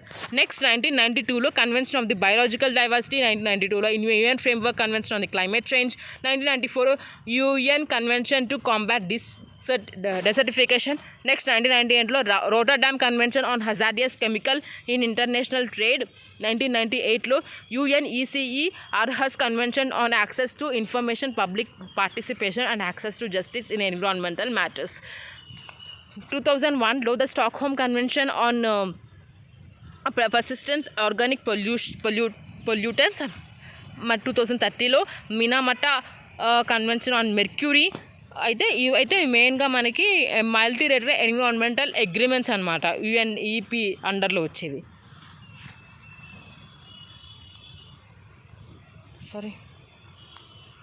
Next ఈ 60 Stockholm 50 recommendations ఏంటంటే for accept ఎజెండాకి placing human well being at the centre of the healthy planet and prosperity for all, recognising and implementing the right to clean, healthy and sustainable environment, adopting system-wide changes in our current ecosystem, accelerate transformation of the higher impact sectors, help developing countries to tackle environmental challenge by providing success and support for digital and technological solutions. మెయిన్గా recommendations ఏం చేస్తుందంటే మనకి మెయిన్గా human well being అనేది main అనమాట ఈ health planet కోసం, ఈ ప్రాస్పెరిటీ కోసం. Next implementation, clean, right to clean అనేది రికగ్నైజ్ చేయాలి, ఇంప్లిమెంట్ కూడా చేయాలి హెల్తీ సస్టైనబుల్ ఎన్విరాన్మెంట్ కోసం. మళ్ళీ ఈ వైడ్ రేంజెస్లో అడాప్ట్ చేసుకోవాలన్నమాట కరెంట్ ఎకోసిస్టమ్ని. మళ్ళీ ట్రాన్స్ఫర్మేషన్ అయితే ఉండాలి, మెల్లమెల్లగా ట్రాన్స్ఫర్మేషన్స్ అయితే టు యాక్సలరేట్ ట్రాన్స్ఫర్మేషన్స్ అనమాట. నెక్స్ట్ ఈ డెవలపింగ్ కంట్రీస్కి అయితే మనం హెల్ప్ చేయాలి, ఎన్విరాన్మెంట్ ఛాలెంజెస్ని కానీ వాళ్ళు ఫేస్ చేసే ప్రాబ్లమ్స్ కానీ మనం హెల్ప్ చేయాలి వాళ్ళు ఫేస్ చేయడానికి. అండ్ ఇంకోటి support digital and technological solutions అయితే ఇవ్వాలని చెప్పి మెయిన్గా ఈ స్టాక్హోమ్ ఎజెండా అనేది ఉందన్నమాట. నెక్స్ట్ టాపిక్ వచ్చేసి మాంట్రియల్ ప్రోటోకాల్. గుర్తుందా అండి, మనం మాంట్రియల్ ప్రోటోకాల్ గురించి ఇక్కడ మనం ఈ మల్టీలేటరల్ ఎన్విరాన్మెంట్ అగ్రిమెంట్స్ చదువుకున్నాం. 1985-87లో ఇక్కడ vena convention and Montreal protocol for the protection of the ozone layer అని పెట్టి చదువుకున్నాం. సో ఇప్పుడు అర్థమైపోయి ఉంటుంది మీకు దీని గురించి, ఓజోన్ లేయర్ గురించి అనమాట. సో మనకి September 16th international day for the preservation of the ozone లేయర్గా సెలబ్రేట్ చేసుకున్నాము. దాని థీమ్ ఏంటంటే మాంట్రియల్ ప్రోటోకాల్ 35 అనమాట. ఇది మెయిన్గా ఏంటంటే ఇప్పుడు మాంట్రియల్ ప్రోటోకాల్ గురించి, ఈ protocol of Vienna convention for the protection of the ozone layer 1985లో అయితే ఇది స్టార్ట్ చేశారు to protect the ozone layer. Next ఏంటంటే గవర్నమెంట్స్ కానీ సైంటిస్టులు కానీ ఇండస్ట్రీస్ కానీ కలిసి వర్క్ చేసి ఈ 99% ఆఫ్ ది ఓజోన్ డిప్లీషన్ సబ్స్టెన్స్ని అయితే కట్ చేయాలని చెప్పి మెయిన్గా ఏమన్నమాట వీళ్ళది. మామూలుగా ఎవరైతే మెంబర్స్ ఉన్నారంటే 198 మెంబర్స్ అయితే యూనియన్ మెంబర్ స్టేట్స్ అయితే మెంబర్స్ దీంట్లో రాటిఫై చేశారు. ఈవెన్ ఇండియా కూడా రాటిఫై అయితే చేసింది.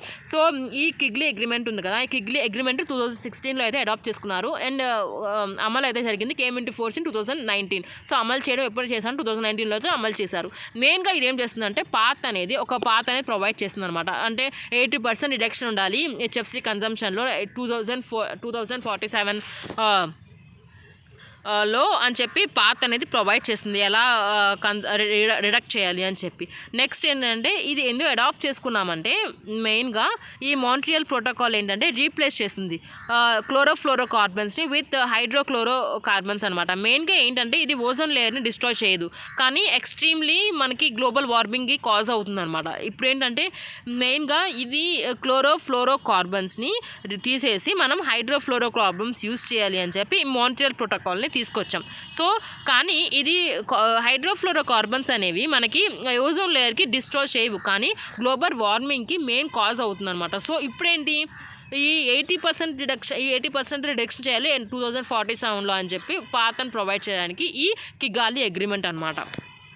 మెయిన్గా మనం ఇండియాకి మాంట్రియల్ ప్రోటోకాల్కి సంబంధించింది ఒకసారి అయితే చూద్దాము. ఇది మామూలుగా ఇండియా 1992లో అనేది మాంట్రియల్ ప్రోటోకాల్లో ఒక మెంబర్ ఆఫ్ ది పార్టీ అనమాట. ఇంకోటి ఏంటంటే ఈ మాంట్రియల్ ప్రోటోకాల్ షెడ్యూల్ ప్రకారం తన టార్గెట్స్ అన్ని సక్సెస్ఫుల్గా మీట్ చేసింది.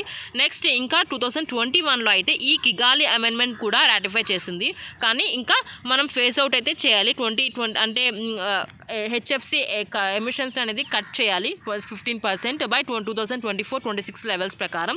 అంటే 2047లో మనం ఇయర్కి మన టార్గెట్ కంప్లీట్ చేయాలంటే. నెక్స్ట్ వచ్చేసి మనం ఓజోన్ గురించి, ఓజోన్ డిప్లీషన్ సబ్స్టెన్స్ గురించి ఒకసారి చదువుకుందాం. ఓజోన్ అంటే O3 తెలిసిందే మనకి, concentrated in stratosphere observe UV rays. ఆ స్ట్రాటోస్ఫియర్లో మెయిన్గా ఉంటుంది. అండ్ UV రేస్ అయితే అబ్సార్బ్ చేస్తుంది అనమాట మెయిన్గా. ఇప్పుడు ఏంటంటే థిన్నింగ్ అయిపోతుంది అనమాట ozone layer. Thinning of the ozone layer 1985లో అబ్జర్వ్ చేశాను ozone hole over Antarctic. Next ఇంకోటి ఏంటంటే ఓడిసి, ఓజోన్ డిప్రెషన్ సబ్స్టెన్స్ ఏంటంటే మెయిన్గా మ్యాన్ మేడ్ కెమికల్స్ ఉంటాయి కదా, ఆ మ్యాన్ మేడ్ కెమికల్స్ అనేది హై ఓజోన్ డిప్లీటింగ్ పొటెన్షియల్ అయితే అవుతున్నాయి అనమాట. మెయిన్గా మ్యాన్ మేడ్ కెమికల్సే ఆ ఓజోన్ డిప్లీషన్ అవడానికి కారణం అవుతున్నాయి. ఎగ్జాంపుల్ అంటే క్లోరోఫ్లోరో కార్బన్స్ కానీ, హాలోన్స్ కానీ, మిథైల్ కానీ, బ్రోమైడ్ కానీ, క్లోరోమిథేన్ కానీ, సో ఇవన్నీ అయితే మ్యాన్ మేడ్ కెమికల్స్ అనమాట.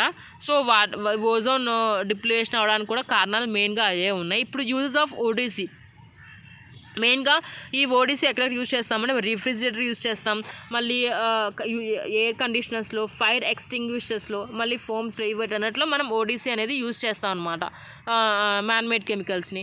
మెయిన్గా impact of the ozone layer depletion ఏంటంటే మెయిన్గా ఓజోన్ లేయర్ డిప్లీషన్ అవ్వడం వల్ల కారణాలు ఏంటంటే ఇప్పుడు ఇంక్రీజ్ ఇన్ స్కిన్ క్యాన్సర్, మళ్ళీ అండ్ కాంట్రాక్ట్స్, హ్యూమన్ ఇమ్యూన్ సిస్టమ్ని వీక్ చేస్తుంది, అగ్రికల్చర్ ప్రొడక్టివ్ని డిక్రీజ్ చేస్తుంది, మళ్ళీ terrestrial and aqua biogeochemical cycles అనేది ఎఫెక్ట్ అవుతున్నాయి. సో ఇవన్నీ అనేది ఇంపాక్ట్స్ అనమాట. నెక్స్ట్ ఈ ozone 90%, nearly 90% of the ozone resides in the ozone లేయరే అంట. ఇప్పుడు మెయిన్గా ఏంటంటే మనకి యూవీ రేస్ ఉంటాయి కదా, సో ఇది స్ట్రాటోస్పియర్, ఇది ట్రోపోస్పియర్. చూసారా, ఇది స్ట్రాటోస్పియర్, ఇది ట్రోపోస్పియర్. మెయిన్గా ఇప్పుడు యూవీ రేస్ వస్తాయి కదా మనకి, సో స్ట్రాటోస్పియర్లో ఉన్న ఓజోన్ లేయర్ అనేది మనకి ప్రొటెక్ట్ చేస్తుంది అనమాట ఎర్త్లోకి ఈ హార్మ్ఫుల్ యూవీ రేస్ ఎంటర్ చేయకుండా. కానీ ఇప్పుడు మనం ఓజోన్ డిప్లీషన్ కెమికల్స్ ఉన్నాయి కదా, ఈ సిఎఫ్సిస్, హెచ్ఎఫ్సిస్, halons and methyl bromide, so ఇవన్నీ అక్కడ పైకి వెళ్ళి వీళ్ళతో ఈ ఓజోన్ లేయర్తో కొంచెం కాంట్రాక్ట్ అయ్యి సో హోల్ అనేది క్రియేట్ అవుతుంది. సో హార్మ్ఫుల్ రేస్ అనేది మనకి పడుతున్నాయి అనమాట ఎర్త్లో. సో ఇదే చెప్తున్నాను ఇక్కడ, UV ray split a chlorine atom away from the CFC, chlorofluorocarbon molecule. UV రేస్లో స్ప్లిట్ అయిపోతుంది అనమాట ఈ క్లోరో atom. Next chlorine atom, next ఈ chlorine atom breaks up on ozone molecule making a hole in the ozone layer. So hole అనేది create చేస్తుంది. Next ఈ molecules left behind are carbon monoxide and oxygen. So మెయిన్గా వీటి వల్ల ఈ whole అనేది మనకి ఏర్పడిపోతుంది అనమాట ఓజోన్ లేయర్లో. ఇంకా రిలేటెడ్ న్యూస్ ఏంటంటే ozone depleting gas index. So ఇది ఇండెక్స్ని ఎవరు రిలీజ్ చేశారంటే యుఎస్ రిలీజ్ చేసింది. US national economic and atmospheric administration అనేది రిలీజ్ చేసింది. ఎందుకు ట్రాక్ చేయడానికి అనమాట. Overall stratospheric concentration of the ozone depleting chlorine and bromine from long lived ODCs అంటే ODSS అంటే ozone depletion substance relative to its peak concentration in the early 1990. And next, ozone concentration is commonly measured through Dobson unit. Dobson unit తో ozone concentration అయితే మనం measure చేస్తాం అనమాట. Key findings అంటే overall concentrations of ODC in the mid latitude stratosphere in 2022 are back to those observed in 1980 before ozone depletion was significant. So ఇవైతే related న్యూస్లో అయితే ఉన్నాయి. నెక్స్ట్ టాపిక్ వచ్చేసి యుఎన్ ఓషన్ కాన్ఫరెన్స్, యుఎన్ఓసి. ఇప్పుడు మనకి న్యూస్లో ఎందుకు ఉందంటే యుఎన్ఓసిని కోఎస్ చేసిందనమాట కెన్యా అండ్ పోర్చుగల్ కలిసి లెస్బోన్లో. సో వాళ్ళు దాని అవుట్కమ్ ఏంటంటే లెస్బోన్ డిక్లరేషన్గా ఒక పొలిటికల్ డిక్లరేషన్ తీసుకొచ్చారు. దాని పేరే our ocean our future call for action. So దాని ఎంటైటిల్డే ఇదనమాట. నెక్స్ట్ మనం ఒక్కసారి అయితే యుఎన్ఓసి గురించి చూద్దాం. ఫస్ట్ యుఎన్ఓసి ఏంటంటే 2017లో స్టార్ట్ చేశారు. హెడ్ క్వార్టర్స్ ఏమో న్యూయార్క్లో అండ్ అది కోస్ట్ చేసిందేమో ఫిజీ అండ్ స్వీడన్. సో ఇద్దరు కలిపి ఫస్ట్ కో-హోస్టెడ్ చేశారనమాట. మెయిన్గా హైలైట్స్ ఏంటంటే దీని గురించి India is a participant and committed to coastal clean seas campaign will work towards a ban on single use plastic. So India అనేది ఒక కమిట్మెంట్ అనేది చేసిందనమాట కోస్టల్ క్లీన్ సీస్ క్యాంపెయిన్కి. అంటే వాళ్ళు వర్క్ చేస్తారని, సింగిల్ యూజ్ ప్లాస్టిక్ అనేది బ్యాన్ చేస్తాను work చేస్తానని చెప్పి ఒక కమిట్మెంట్ అయితే కోస్టల్ క్లీన్ సీస్ క్యాంపెయిన్ ద్వారా ఇచ్చిందనమాట. ఇండియా కూడా ఒక పార్టిసిపెంట్ దాంట్లో. మామూలుగా 150 కంట్రీస్ ఉన్నారు కదా, 150 కంట్రీస్ ఏంటంటే మొత్తం వాళ్ళందరూ కలిసి అగ్రి చేశారనమాట. దేని గురించి? ఈ సైన్స్ బేస్డ్ ఇన్నోవేటివ్ యాక్షన్ని స్కేలప్ చేయడానికి, అడ్రస్ చేయడానికి ఓషన్ ఎమర్జెన్సీని, ఇంకా ఇంప్లిమెంటేషన్ ఆఫ్ SDGsని సపోర్ట్ చేస్తామని చెప్పి కలెక్టివ్గా అగ్రి చేశారు. లైఫ్ బిలో వాటర్ మెయిన్గా ఏంటంటే SDGలో 14th part life below water. So దీన్ని ఇంప్లిమెంట్ చేయడానికి సపోర్ట్ చేస్తామని చెప్పారనమాట. ఓషన్ ఎమర్జెన్సీని కూడా అడ్రస్ చేస్తామని చెప్పి. నెక్స్ట్ ఏంటంటే this is the line of united nation decade of ocean seas for sustainable development. So మెయిన్గా ఏంటంటే ఇది united nation decade of ocean science for sustainable development 2021-30. ఇంకా ఏంటంటే emphasise the particular importance of the implementation of the Paris agreement and Glasgow climate pact. మెయిన్గా ఇప్పుడు ఒక important అనమాట. Implement చేయడానికి ఆ ప్యారిస్ అగ్రిమెంట్ని, గ్లాస్గో క్లైమేట్ ప్యాక్ట్ని ఇంప్లిమెంట్ చేయాలి. ఇది పర్టికులర్ ఇంపార్టెన్స్ అని చెప్పి, అంటే హెల్త్ కానీ, ప్రొడక్టివిటీ కానీ, సస్టైనబుల్ యూజ్ కానీ, రెసైలెన్స్ ఆఫ్ ది ఓషన్ కానీ ఎన్ష్యూర్ చేయడానికి హెల్ప్ చేస్తుంది అనమాట. నెక్స్ట్ ఇంప్లిమెంట్ చేస్తే ప్యారిస్ అగ్రిమెంట్ కానీ, గ్లాస్గో కానీ. సో మెయిన్గా ఇప్పుడు ఏంటంటే ఇది ఇంపార్టెన్స్ అనేది చెప్తుంది ప్యారిస్ అగ్రిమెంట్ ఇంప్లిమెంటేషన్కి, గ్లాస్గో క్లైమేట్ ప్యాక్ట్కి. మళ్ళీ ఈ స్టేట్స్ అనేది వాలంటరీగా కమిట్మెంట్స్ అనేది చేసుకున్నారు. ప్రొటెక్ట్ చేస్తాను, ఇంకా at least 30% of the global ocean అనేది 2030 కల్లా విత్ ఇన్ మెరైన్లో ప్రొటెక్టెడ్ ఏరియాస్ గాను, మళ్ళీ అదర్ అఫెక్టెడ్ ఏరియాస్ కన్జర్వ్ చేస్తామని చెప్పి మెజర్స్ అయితే తీసుకున్నారు. అంటే వాలంటరీగా కమిట్మెంట్స్ అనేది ఈ స్టేట్స్ అనేది మేడ్ చేశారు. నెక్స్ట్ ఇంకోటి ఏంటంటే యునెస్కో లాంచ్ చేసింది అనమాట. మెయిన్గా ఏంటంటే state of the ocean report అనేది యునెస్కో అనేది లాంచ్ చేసింది.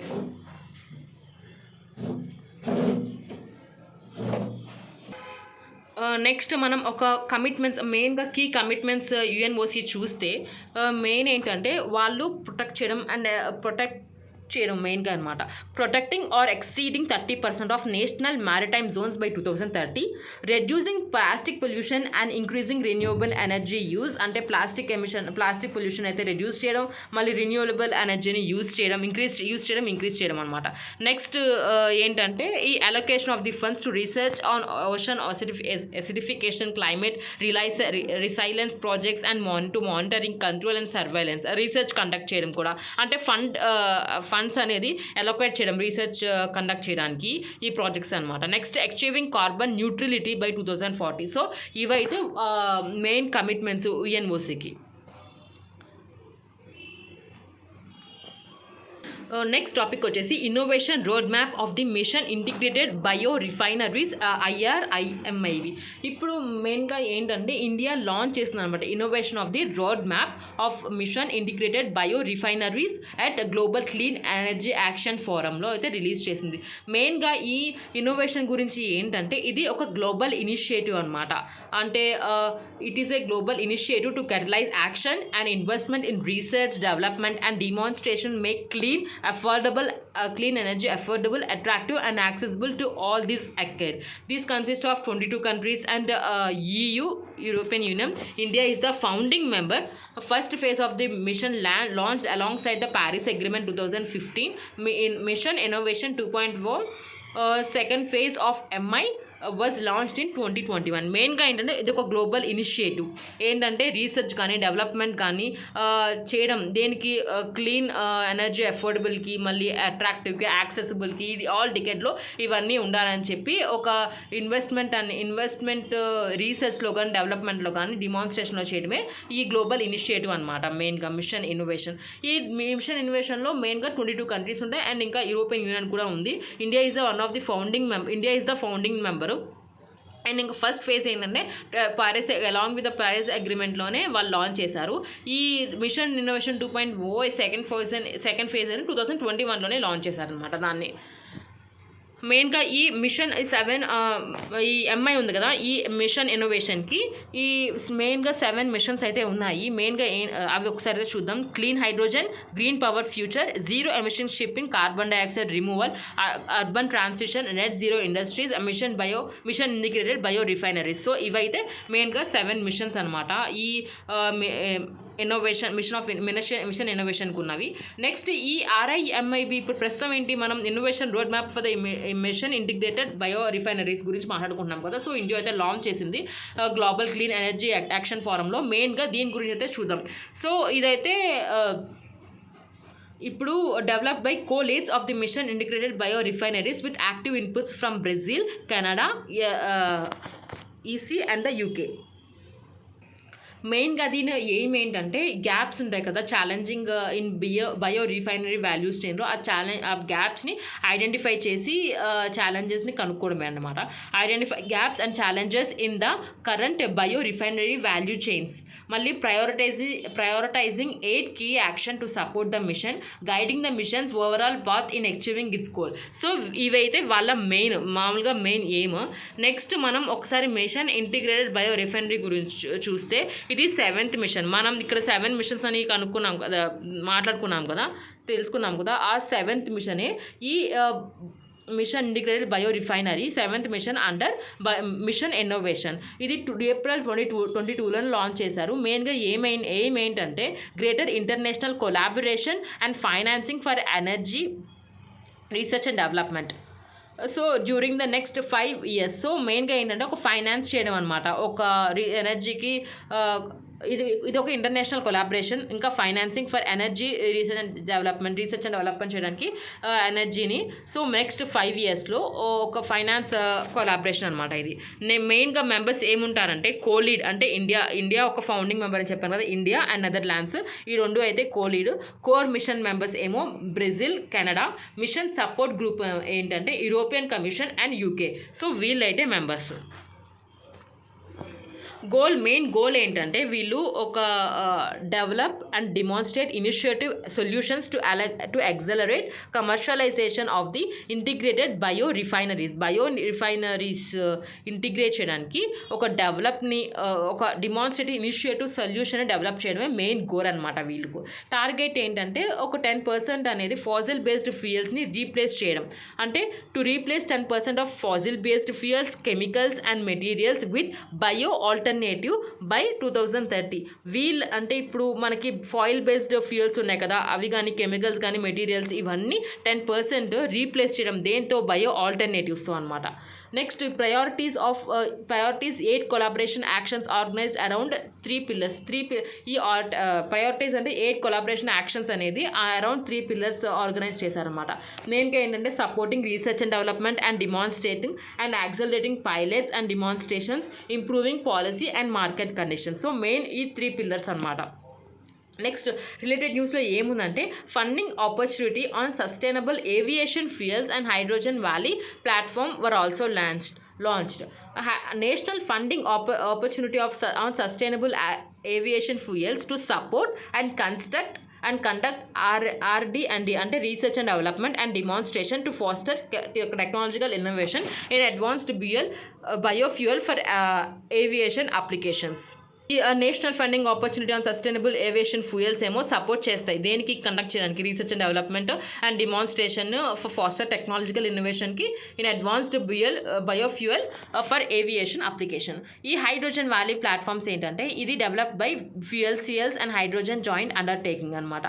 Next global initiative to optimise hydrogen demand and supply by on-site generation of utilize the renewable resources effectively and water excess area with geographical identity. మెయిన్గా ఏంటంటే ఈ హైడ్రోజన్ని డిమాండ్ని ఇది ఒక global initiative. ఈ hydrogen demand ఉంది కదా సప్లైది, దాన్ని రెడ్యూస్ చేసి ఈ మనకి రెన్యూవబుల్ రిసోర్స్ ఉన్నాయి కదా వాళ్ళు ఎఫెక్టివ్గా యూజ్ చేయడమే దీని మెయిన్ ఎయిమ్ అనమాట హైడ్రోజన్ వ్యాలీ ప్లాట్ఫామ్ది.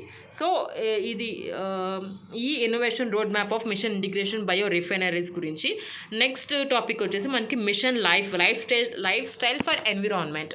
సో ఇప్పుడు న్యూస్లో ఎందుకు ఉందంటే prime minister launched mission lifestyle for environment at the Statue of Unity in Kevadia, Gujarat to protect ఎన్విరాన్మెంట్ని ప్రొటెక్ట్ చేయడానికి పిఎం గారు మిషన్ లైఫ్ అనేది ఒకటి లాంచ్ చేశారనమాట. ఎక్కడ? స్టాచ్యూ ఆఫ్ యూనిటీ దగ్గర, గుజరాత్లో. సో మెయిన్గా ఈ మిషన్ లైఫ్ ఈ ఆబ్జెక్టివ్స్ అండ్ ఇంప్లిమెంటేషన్స్ ఒక్కసారి అయితే చూస్తే India led global mass movement and మెయిన్గా ఏంటంటే to nudge individual and collective action to protect and preserve environment, అంటే ప్రొటెక్ట్ చేయడానికి అండ్ ప్రిజర్వ్ చేయడానికి ఎన్విరాన్మెంట్కి ఇది ఒక ఇండివిజువల్ అండ్ కలెక్టివ్ యాక్షన్ అనమాట. And concept introduced by Indian PM at the UNFCCC COP26 in Glasgow. COP26 జరిగింది కదా గ్లాస్గోలో, స్కాట్లాండ్లో. So అక్కడైతే ఈ కాన్సెప్ట్ అనేది ఇంట్రడ్యూస్ చేశారనమాట. ఎవరు ఇంట్రడ్యూస్ చేశారు? ఇండియన్ ప్రైమ్ మినిస్టర్ గారే, అంటే పిఎం మోడీ గారు. నెక్స్ట్ టార్గెట్ ఏంటంటే ఇప్పుడు at least 1 billion Indians and global citizens ఉన్నారు కదా, సో వాళ్ళందరూ ఒక ఇండివిజువల్ అండ్ కలెక్టివ్ యాక్షన్ తీసుకుని ప్రొటెక్ట్ చేయాలన్నమాట. ప్రొటెక్ట్ అండ్ ప్రిజర్వ్ అయితే చేయాలి ఎన్విరాన్మెంట్ని 2022 నుంచి 2027 వరకు. విత్ ఇన్ ఇండియా మళ్ళీ ఇంకా ఏంటంటే విత్ ఇన్ ఇండియాలో 80% ఆఫ్ ది విలేజెస్ ఇంకా urban local bodies aim to become environmentally friendly. So ఈ 80% విలేజెస్ ఇంకా అర్బన్ లోకల్ బాడీస్ ఏమో ఎన్విరాన్మెంటలీ ఫ్రెండ్లీ అవ్వాలని 2028 వరకు ఎయిమ్ అనమాట, టార్గెట్ అనమాట. నెక్స్ట్ ఏంటంటే మిషన్ డ్యూరేషన్ వచ్చేసి 5 years ప్రోగ్రామ్ అయితే ఉంది. Visualising 3 core shifts in our collective approach towards sustainability. Next వచ్చేసి 2022-2023 mission will focus on phase 1. phase 1 ఏమో 22 to 23 అనమాట. ఇంప్లిమెంటేషన్ ఎవరైతే మెయిన్గా ఇంప్లిమెంటేషన్ చేస్తారంటే నీతి Aayog to curate and incubate in the first year. First ఇయర్లో నీతి ఆయోగ్కి మెయిన్ ఇంప్లిమెంటేషన్ క్యూరేట్కి ఇన్క్యుబేట్కి చేస్తుంది అనమాట. నెక్స్ట్ సబ్సిక్వెంట్లీ మెల్లగా ఏంటంటే implementation by ministry of environment and forest and climate change is a non linear and non sequential manner. And మెయిన్గా vision ఏంటంటే ఇప్పుడు life అనేది that to live a lifestyle that is in tune with our planet and does not harm it. People living such a lifestyle called pro-planet people. So మెయిన్గా ఏంటంటే మనం ఈ ప్లానెట్లో leave చేస్తున్నాం కదా, ఉంటున్నాం కదా, ఈ లైఫ్ స్టైల్ అనేది మనకి హామ్గా ఉండకూడదంట. మెయిన్గా విజన్ అదే. పీపుల్ లివింగ్ సచ్ స్టైల్, ఆ లైఫ్ స్టైల్లో ఉన్న పీపుల్ ఏమో ప్రో ప్లానెట్ పీపుల్ అని అంటారనమాట. సో అని ఈ మెయిన్ విజన్ అనమాట వీళ్ళది. రీసెంట్గా ఏంటంటే world economic forum Davos agenda 22లో ఇండియా ప్రైమ్ మినిస్టర్ ఇంట్రడ్యూస్ చేశారనమాట ఈ P3 మూమెంట్ని. P3 అంటే pro planet people. P3 that underlines India's climate change commitments. Next ఇంకా 75 లైఫ్ స్టైల్ ప్రాక్టీసెస్ని 7 కేటగిరీస్లో యాక్షన్ తీసుకున్నారు. సో మెయిన్గా ఈ ఒక్కసారి అయితే 7 కేటగిరీస్ అయితే చూద్దాం. మెయిన్గా ఫస్ట్ 3 phases చూద్దాం. 3 phases చేసిన తర్వాత 7 కేటగిరీస్ చూద్దాం. ఫస్ట్ 3 phases ఏంటంటే change in demand, change in supply, change in policy. మెయిన్గా ఈ 3 అయితే phases, 3 phases.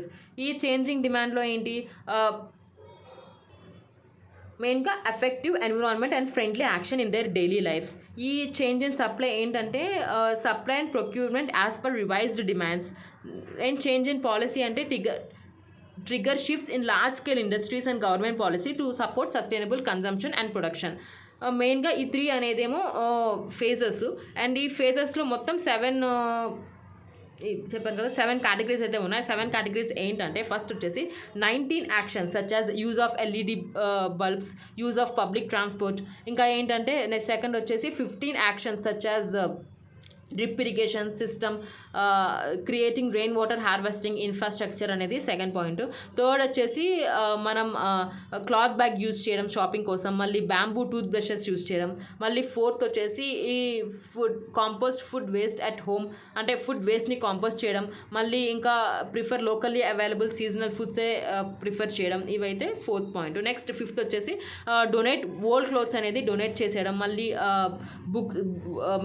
క్లోత్స్ కానీ బుక్స్ కానీ డొనేట్ చేయడం. మళ్ళీ repair, reuse, recycle old furniture అనేది మళ్ళీ మనం రిపేర్ చేసుకుని రీయూజ్ చేసుకునేలా ఉండాలి, కొత్తవి కొనకుండా. అండ్ ఇంకోటి ఏంటంటే నెక్స్ట్ 6th పాయింట్ వచ్చి plant trees to reduce pollution. మనం ట్రీస్ అనేది ప్లాంట్ చేస్తూ ఉండాలి. న్యాచురల్ అండ్ ఆర్గానిక్ ఫార్మింగ్ అనేది ప్రాక్టీస్ చేయాలి. 7th వచ్చి రీఛార్జబుల్ లిథియం సెల్స్. ఇంకా repair and use electronic devices ఏముంటాయో దాన్ని రిపేర్ చేసి మళ్ళీ అదే యూజ్ చేసుకోవాలని చెప్పి చెప్తున్నారు. సో మెయిన్గా ఇవన్నీ ఒక 7 కేటగిరీస్ అన్నమాట. సో ఈ టాపిక్ వచ్చేసి mission lifestyle for environment PM garu launch చేశారు గుజరాత్ స్టాట్యూ ఆఫ్ యూనిటీ దగ్గర. మెయిన్గా మనం ఇది ఈ కాన్సెప్ట్ గురించి ఒక్కసారి చదువుకుంటే సరిపోతుంది మనం. నెక్స్ట్ టాపిక్ వచ్చేసి కార్బన్ బోర్డర్ అడ్జస్ట్మెంట్ మెకానిజం. మెయిన్గా ఏంటంటే ఇండియా అనేది ఈ CBM అది కార్బన్ బోర్డర్ అడ్జస్ట్మెంట్ మెకానిజంని అపోజ్ అయితే చేసింది. ఇది కార్బన్ బోర్డర్ అడ్జస్ట్మెంట్ మెకానిజంని కార్బన్ బోర్డర్ ట్యాక్స్ అని కూడా అంటారు. సో అది ఎవరు ప్రపోజ్ చేశారంటే యూరోపియన్ యూనియన్ ఈ 27th edition of the conference పార్టీలో అయితే COP ఇన్ షార్మ్ అల్ షైఖ్లో అయితే ప్రపోజ్ చేసింది. సో మెయిన్గా ఏంటంటే దీని గురించి ఇది యూరోపియన్ యూనియన్ 2021లో అయితే ప్రపోజ్ చేసింది. మళ్ళీ ఇది ఏంటంటే కార్బన్ ఇన్సెంటివ్ ప్రొడక్ట్స్ ఉంటాయి కదా, అంటే ఐరన్ కానీ, స్టీల్ కానీ, సిమెంట్ కానీ, ఫెర్టిలైజర్ కానీ, అల్యూమినియం కానీ, ఎలక్ట్రిసిటీ కానీ, హైడ్రోజన్ కానీ ఎవరైతే యూరోపియన్ యూనియన్కి ఇంపోర్ట్ చేస్తారో వాళ్ళందరికీ ట్యాక్స్ అయితే ఉంటుందని చెప్పి 2026 నుంచి అని చెప్పారనమాట. నెక్స్ట్ మెయిన్గా ఏంటంటే ఇది ఎలిమినేట్ చేయాలని difference in the carbon price paid by the company subjected to the EU emissions trading system. ఈ ఎమిషన్స్ ట్రేడింగ్ సిస్టమ్ ప్రకారం ఈ కార్బన్ని ఎలిమినేట్ చేయాలని చెప్పి ఇదైతే తీసుకొచ్చారనమాట. సో మెయిన్గా ఏంటంటే ఇది ఫస్ట్ మెయిన్గా ఇప్పుడు మనకి గ్రీన్ హౌస్ ఎమిషన్ గ్యాసెస్ ఉన్నాయి కదా, సో అది EU ప్లాన్ ఏంటంటే 55% ఈ గ్రీన్ హౌస్ గ్యాసెస్ ఎమిషన్ని రెడ్యూస్ చేయాలని 2030 కల్లా పెట్టుకుంది కదా టార్గెట్. సో దాన్ని అచీవ్ చేయడానికే ఇది అనేది ఈ కార్బన్ ట్యాక్స్ అనేది తీసుకొస్తుందని చెప్తుంది అనమాట. మెయిన్గా ఏంటంటే ఇప్పుడు యూరోపియన్ యూనియన్ ఉంది. సో యూరోపియన్ యూనియన్కి ఎవరైనా సరే ఒక ఇంపోర్ట్ చేస్తుంటే ఈ కార్బన్ ఉన్న మెటీరియల్స్ లైక్ స్టీల్ కానీ, మనం ఇంతకుముందు చెప్పుకున్న స్టీల్ కానీ, సిమెంట్ కానీ, ఫెర్టిలైజర్స్ కానీ ఇవన్నీ ఏమన్నా ఇంపోర్ట్ చేస్తుంటే యూరోపియన్ యూనియన్లో ఒక సర్టిఫికెట్ అనేది మాత్రం వాళ్ళకి ఇస్తారనమాట. సో ఆ సర్టిఫికెట్లో ఒక మనీ అనేది సర్టిఫికెట్ కోసం మనీ అనేది కార్బన్ ప్రైస్ బేస్ చేసుకుని ఈ European union carbon pricing rules ప్రకారం వాళ్ళకైతే ఒక ప్రైస్ చేసుకుని అమౌంట్ అయితే కట్టించుకుని సర్టిఫికెట్ అయితే ఇస్తారనమాట. సో ఆ సర్టిఫికెట్ ఉంటేనే ట్రేడ్ చేయడం కుదురుతుంది. అండ్ ఒకవేళ ఇతను ఆల్రెడీ అనే కానీ తన కంట్రీలో ఈ ఆల్రెడీ పే చేస్తుంటే ఈ ఎమిషన్స్ కోసం, సో అదైతే క్లెయిమ్ అవుతుంది అనమాట, రిటర్న్ అయితే క్లెయిమ్ అవుతుంది. సో అదే ఇది చెప్పారనమాట. మెయిన్గా ఫంక్షనింగ్ అయితే అదే European union importers by carbon certificate corresponding to the carbon price on the lines of EU carbon pricing rules. Deductions can be claimed from their CBM liability if non-EU producers has already paid for the emissions in the country of the production. Deductions అయితే ఉంటాయి ఒకవేళ already వాళ్ళ own కంట్రీలో already pay చేసి ఉంటే. ఇది CBM ఏమంటారంటే carbon border tax అని అంటారు, ఇంకా కార్బన్ లీకేజ్ ఇన్స్ట్రుమెంట్ అని కూడా అంటారనమాట. అండ్ ఇంకోటి ఏంటంటే మెయిన్గా CBM సిగ్నిఫికెన్స్ ఏంటంటే మెయిన్గా ఇది నాన్ యూరోపియన్ కంట్రీస్ ఉంటాయి కదా వాళ్ళని ఇంక్రీజ్ చేయడం, వాళ్ళ క్లైమేట్ అంబిషన్ని టార్గెట్ చేయడం చెప్పి ఇంక్రీజ్ చేయడం. మళ్ళీ ఇంకోటి ఏంటంటే ఈ గ్లోబల్ క్లైమేట్ ఎఫర్ట్స్ ఉన్నాయి కదా, ఈ గ్లోబల్ లీకేజ్ వల్ల అండర్మైన్ అవుతున్నాయి. సో అలా ఎఫర్ట్ అలా జరగకుండా చూసుకునే మెన్షూర్ చేయడం క్లైమేట్ చేంజ్ని. అండ్ ఇంకోటి ఈ పొల్యూటర్స్ పే ప్రిన్సిపల్ని అప్హోల్డ్ చేయడం. ఇప్పుడు ఒకవేళ ఎవరైనా పొల్యూటన్ చేస్తుంటే సో ఆ పొల్యూషన్కి కారణమైన వాళ్ళే పే చేయాలి ఉంటుంది కదా, సో అది అప్హోల్డ్ చేయడం. మళ్ళీ ఈ కార్బన్ లీకేజ్ ఇష్యూని అడ్రస్ చేయడం. మళ్ళీ ర్యాపిడ్ అంటే ఈ రెన్యూవబుల్ టెక్నాలజీస్ ఉంటాయి కదా, సో అవి ఒక ర్యాపిడ్ యూజ్ చేయాలి ఎక్కువగా అని చెప్పి ఎంకరేజ్ చేయడం. సో మెయిన్గా ఈ సిగ్నిఫికెన్సెస్ అనేది ఇవన్నమాట ఈ CBMకి. నెక్స్ట్ టాపిక్ వచ్చేసి ఇంటర్నేషనల్ సోలార్ అలియన్స్ ISA ఏంటంటే ఇన్ జనరల్ అసెంబ్లీ మీటింగ్లో ఏంటంటే ISA approve the solar facility అనేది అప్రూవ్ చేసింది అనమాట. ISA ఇది ఏంటంటే పేమెంట్ గ్యారంటీ మెకానిజం. సో ఈ పేమెంట్ గ్యారంటీ మెకానిజం అనమాట ఇప్పుడు to stimulate investment in solar projects with 2 financial components. ఈ 2 ఫైనాన్షియల్ కాంపోనెంట్స్ ద్వారా ఈ సోలార్ ప్రాజెక్ట్లో ఇన్వెస్ట్ చేయడానికి ఇది పేమెంట్ గ్యారంటీ మెకానిజం. ఆ 2 పేమెంట్స్ ఏంటంటే సోలార్ పేమెంట్ గ్యారంటీ ఫండ్, ఇంకా సోలార్ ఇన్సూరెన్స్ ఫండ్. సో ఈ సోలార్ పేమెంట్ గ్యారంటీ ఫండ్ ఏంటంటే ఇప్పుడు గ్యారంటీగా invest a particular guarantee and enable investment in geographies that does not receive investment. అంటే జియోగ్రఫీస్ ఉంటాయి కదా కొన్ని ఏరియాస్లో, అది ఏటి కారణాలైన వల్ల సరే వాళ్ళకి ఇన్వెస్ట్మెంట్ అనేది రిసీవ్ అవ్వకపోతే వాళ్ళకి పర్టికులర్గా గ్యారంటీ అనేది ప్రొవైడ్ చేయడమే ఈ సోలార్ పేమెంట్ గ్యారంటీ ఫండ్. ఇంకా సోలార్ ఇన్సూరెన్స్ ఫండ్ ఏంటంటే ఇప్పుడు ఇన్సూరెన్స్ కంపెనీస్ ఉంటాయి, ఇంకా సోలార్ డెవలపర్స్ ప్రాజెక్ట్స్ ఉంటాయి కదా, సో వాళ్ళకి ఇన్సూరెన్స్ తీసుకుంటాకి ఒక ప్రీమియం అనేది బర్డెన్గా అయిపోయింది. దాన్ని రెడ్యూస్ చేయడానికి ఈ సోలార్ ఇన్సూరెన్స్ ఫండ్ అనమాట. సోలార్ ఇన్సూరెన్స్ ఫండ్ అనేది to reduce the burden of the insurance premium of a solar developers in pre revenue phase of the project. Main objective ఏంటంటే ఇది to attract private capital flow under served market in Africa. ఈ under served markets in ఆఫ్రికాలో ఒక private capital flow ఉండాలని main objective అనమాట. Attract చేయడమే వాళ్ళని main objective. మళ్ళీ ఏంటంటే ఇప్పుడు ఈ అసెంబ్లీలో రీఎలెక్ట్ అయ్యింది ఎవరు? India and France. India as a president and France as a co-president అయితే ఎలెక్ట్ అయ్యారనమాట. మనం ఒకసారి అయితే ఐఎస్ఏ గురించి అయితే చూద్దాం. ఐఎస్ఏ ఏంటంటే ఇంటర్నేషనల్ సోలార్ అలయన్స్. సో ఇదేంటంటే treaty based inter government organisation launch jointly by India and France కలిపి అయితే జాయింట్గా లాంచ్ చేశారనమాట. COP21 ఇన్ ప్యారిస్ 2015లో to provide dedicated platform for the corporation among solar resources rich countries and wider global community. Main ఏంటంటే వీళ్ళు ఒక అదేంటి మనకి సోలార్ రిసోర్సెస్ రిచ్ కంట్రీస్ ఉంటాయి కదా, మెయిన్గా మనకి సన్ సోలార్ ఉన్న కంట్రీస్ ఉంటాయి కదా, వాళ్ళందరికీ ఒక డెడికేటెడ్ ప్లాట్ఫామ్ ప్రొవైడ్ చేస్తూ కోఆపరేషన్ చేస్తారు అనమాట. వరల్డ్ వైడ్ గ్లోబల్ కమ్యూనిటీలో మెయిన్ బేస్ చేసుకుంది ఇదే అనమాట వీళ్ళ మెయిన్ ఎయిమ్. నెక్స్ట్ ఆబ్జెక్టివ్స్ వచ్చేసి వీళ్ళు టార్గెట్ అనేది 100,000 స్ట్రాటజీ అనేది టార్గెట్ పెట్టుకున్నారు. అండ్ ఇంకోటి ఏంటంటే సోలార్ సొల్యూషన్స్ అనేవి to mobilise $1,000 billion of investment in solar energy solutions 2030. So 2030 కల్లా 1,000 బిలియన్ ఇన్వెస్ట్మెంట్ అనేది సోలార్ ఎనర్జీ సొల్యూషన్స్లో పెట్టాలని చెప్పి ఒకటి. నెక్స్ట్ ఈ క్లీన్ ఎనర్జీ సొల్యూషన్స్ని 1,000 మిలియన్ పీపుల్కి డెలివర్ చేయడం. మళ్ళీ ఈ 1,000 గిగావాట్స్ ఆఫ్ సోలార్ ఎనర్జీ కెపాసిటీని ఇన్స్టాల్ చేయడం. సో ఇవైతే వీళ్ళ ఆబ్జెక్టివ్స్ అనమాట. 92 మెంబర్స్ అయితే సైన్ చేశారు అండ్ రాటిఫై చేశారు ఐఎస్ఏ ఫ్రేమ్వర్క్ అగ్రిమెంటరీ. India is the founding member. India also member. అంటే ఇది యాక్చువల్లీ అసలు ఇండియా ఫ్రాన్స్ కలిపి చేశారు కాబట్టి India is the founding member. Next ఇంకా కీ ఇన్ఫర్మేషన్ గురించి చూసుకుంటే ఇండియా ఈ ఐఎస్ఏ అనేది యుఎన్ జనరల్ అసెంబ్లీని ఒక అబ్జర్వర్ స్టేటస్ అయితే ఇచ్చింది 2021లో. మళ్ళీ ఇంకా ISA assembly apex decision making ఏమో 110 మెంబర్స్ అయితే ఉంటారు. ఇది అంటే ఈ 110 మెంబర్స్కి ఈ ఐఎస్ఏ అనేది ఒక అపెక్స్ డెసిషన్ మేకింగ్ బాడీ అనమాట. అంటే ఇది అందరికీ open. It is all for all member states. మామూలుగా మేజర్ ఇనిషియేటివ్స్ ఏం జరిగినాయి అంటే ఐఎస్ఏలో ISA solar technology and application resource centre అనేది స్టార్ట్ చేశారు.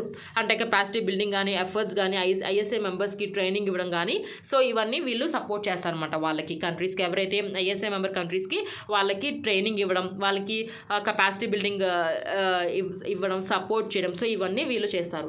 Next ISA solar fellowship for mid career professionals. అంటే వీళ్ళకి for a creation of the skilled and qualified professional man power for management of the solar energy projects. ఈ solar energy ప్రాజెక్ట్స్కి ఒక skilled and qualified professional man power అనేది ఇవ్వడమే వీళ్ళ main management create చేయడమే ఈ solar energy ప్రాజెక్ట్స్లో main creation అనమాట. దీనికి ISA solar fellowship and mid career professionals గురించి.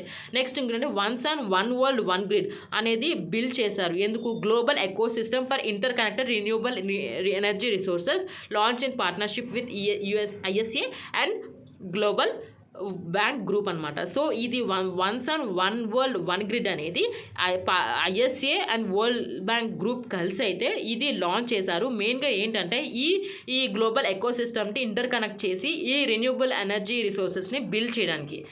సో ఇవైతే ఈ ఐఎస్ఏ గురించి. నెక్స్ట్ మనం ఒక్కసారి అయితే రిలేటెడ్ న్యూస్ అయితే చూద్దాం. ఈ MOU బిట్వీన్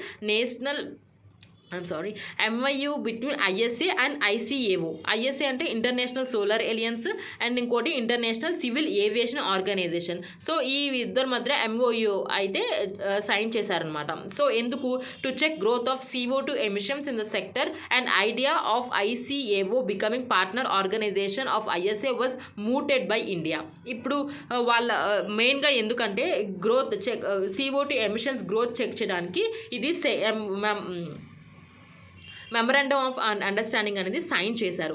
మళ్ళీ ఇంకోటి ఏంటంటే ఈ ఏవియేషన్ సెక్టర్ రెస్పాన్సిబుల్ ఎంతవరకు రెస్పాన్సిబుల్ అంటే 2.5% గ్లోబల్ CO2 ఎమిషన్స్కి అయితే రెస్పాన్సిబుల్ ఈ ఏవియేషన్ అనేది.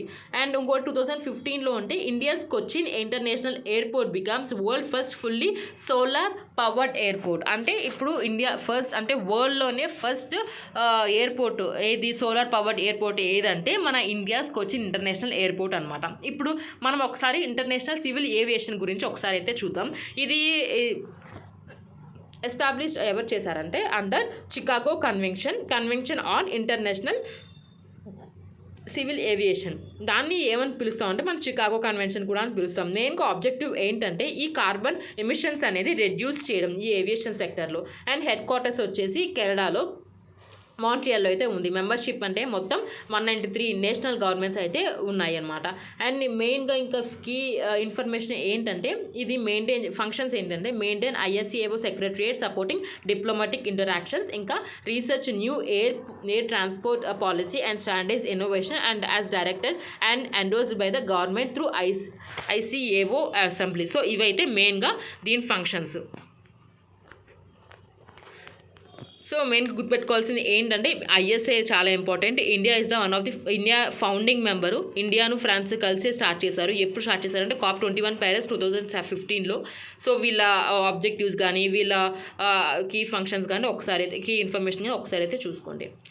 Next global environment facility council. So ఈ 62nd మీటింగ్ అయితే జరిగింది. 62nd meeting will be final council for GEF trust bond closing 4-year funding cycle and commencing GEF 8 cycle.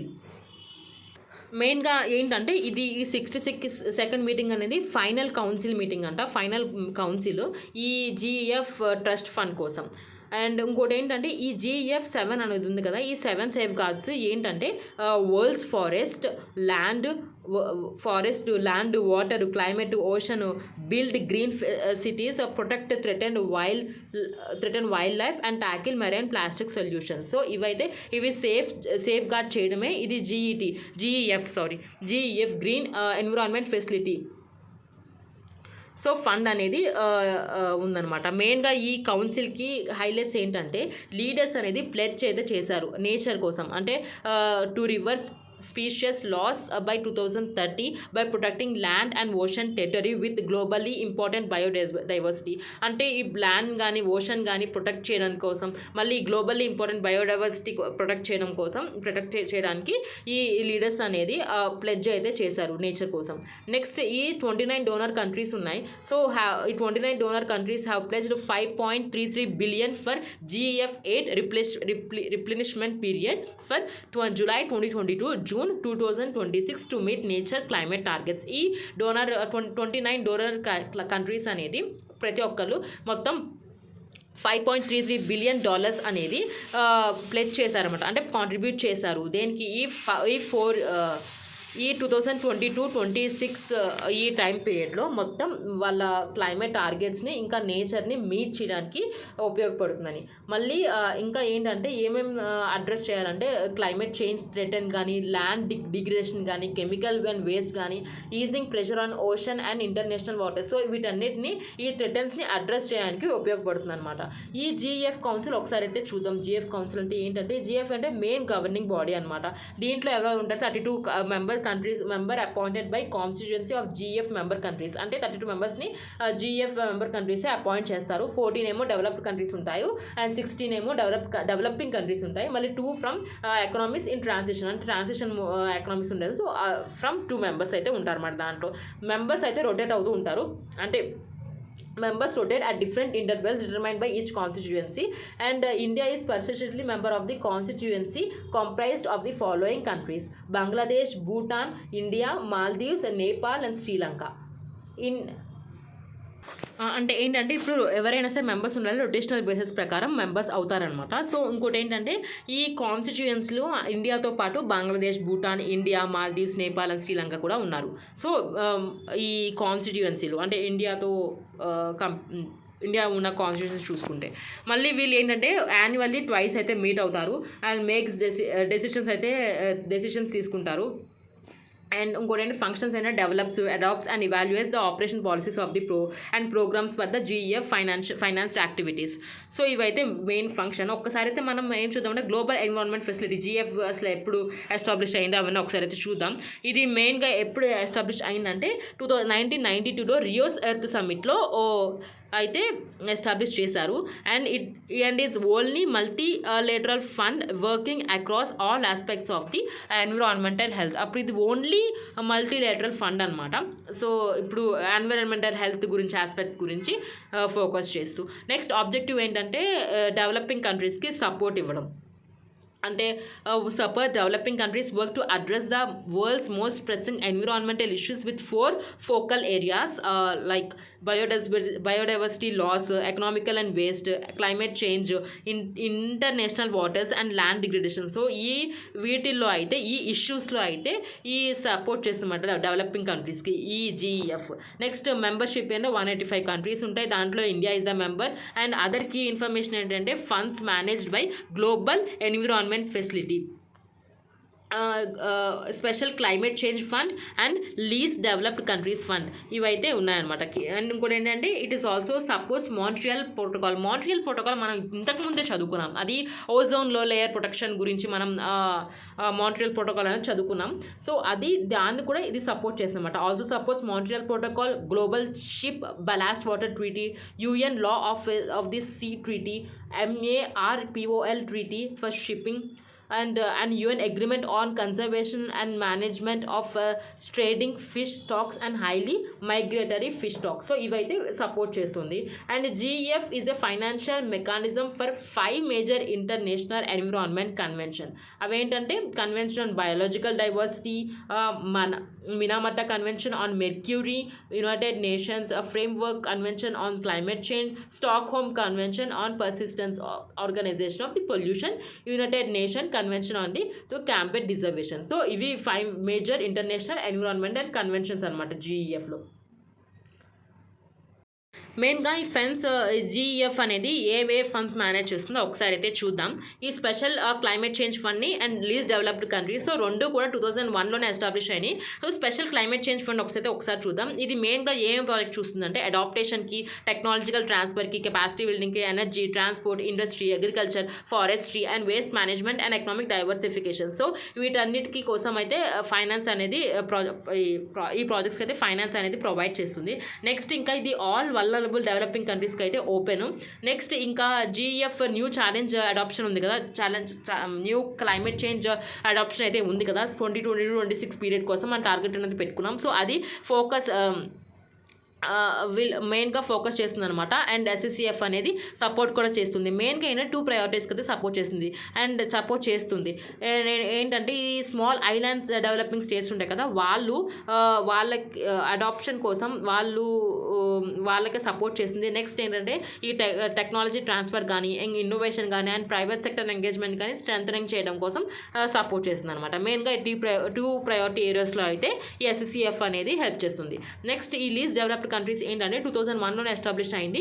ఎందుకంటే మెయిన్గా ఏంటంటే లీస్ట్ డెవలప్డ్ కంట్రీస్ ఉంటాయి కదా పార్టీస్, సో వాళ్ళకైతే work programme అయితే సపోర్ట్ చేస్తుంది అనమాట.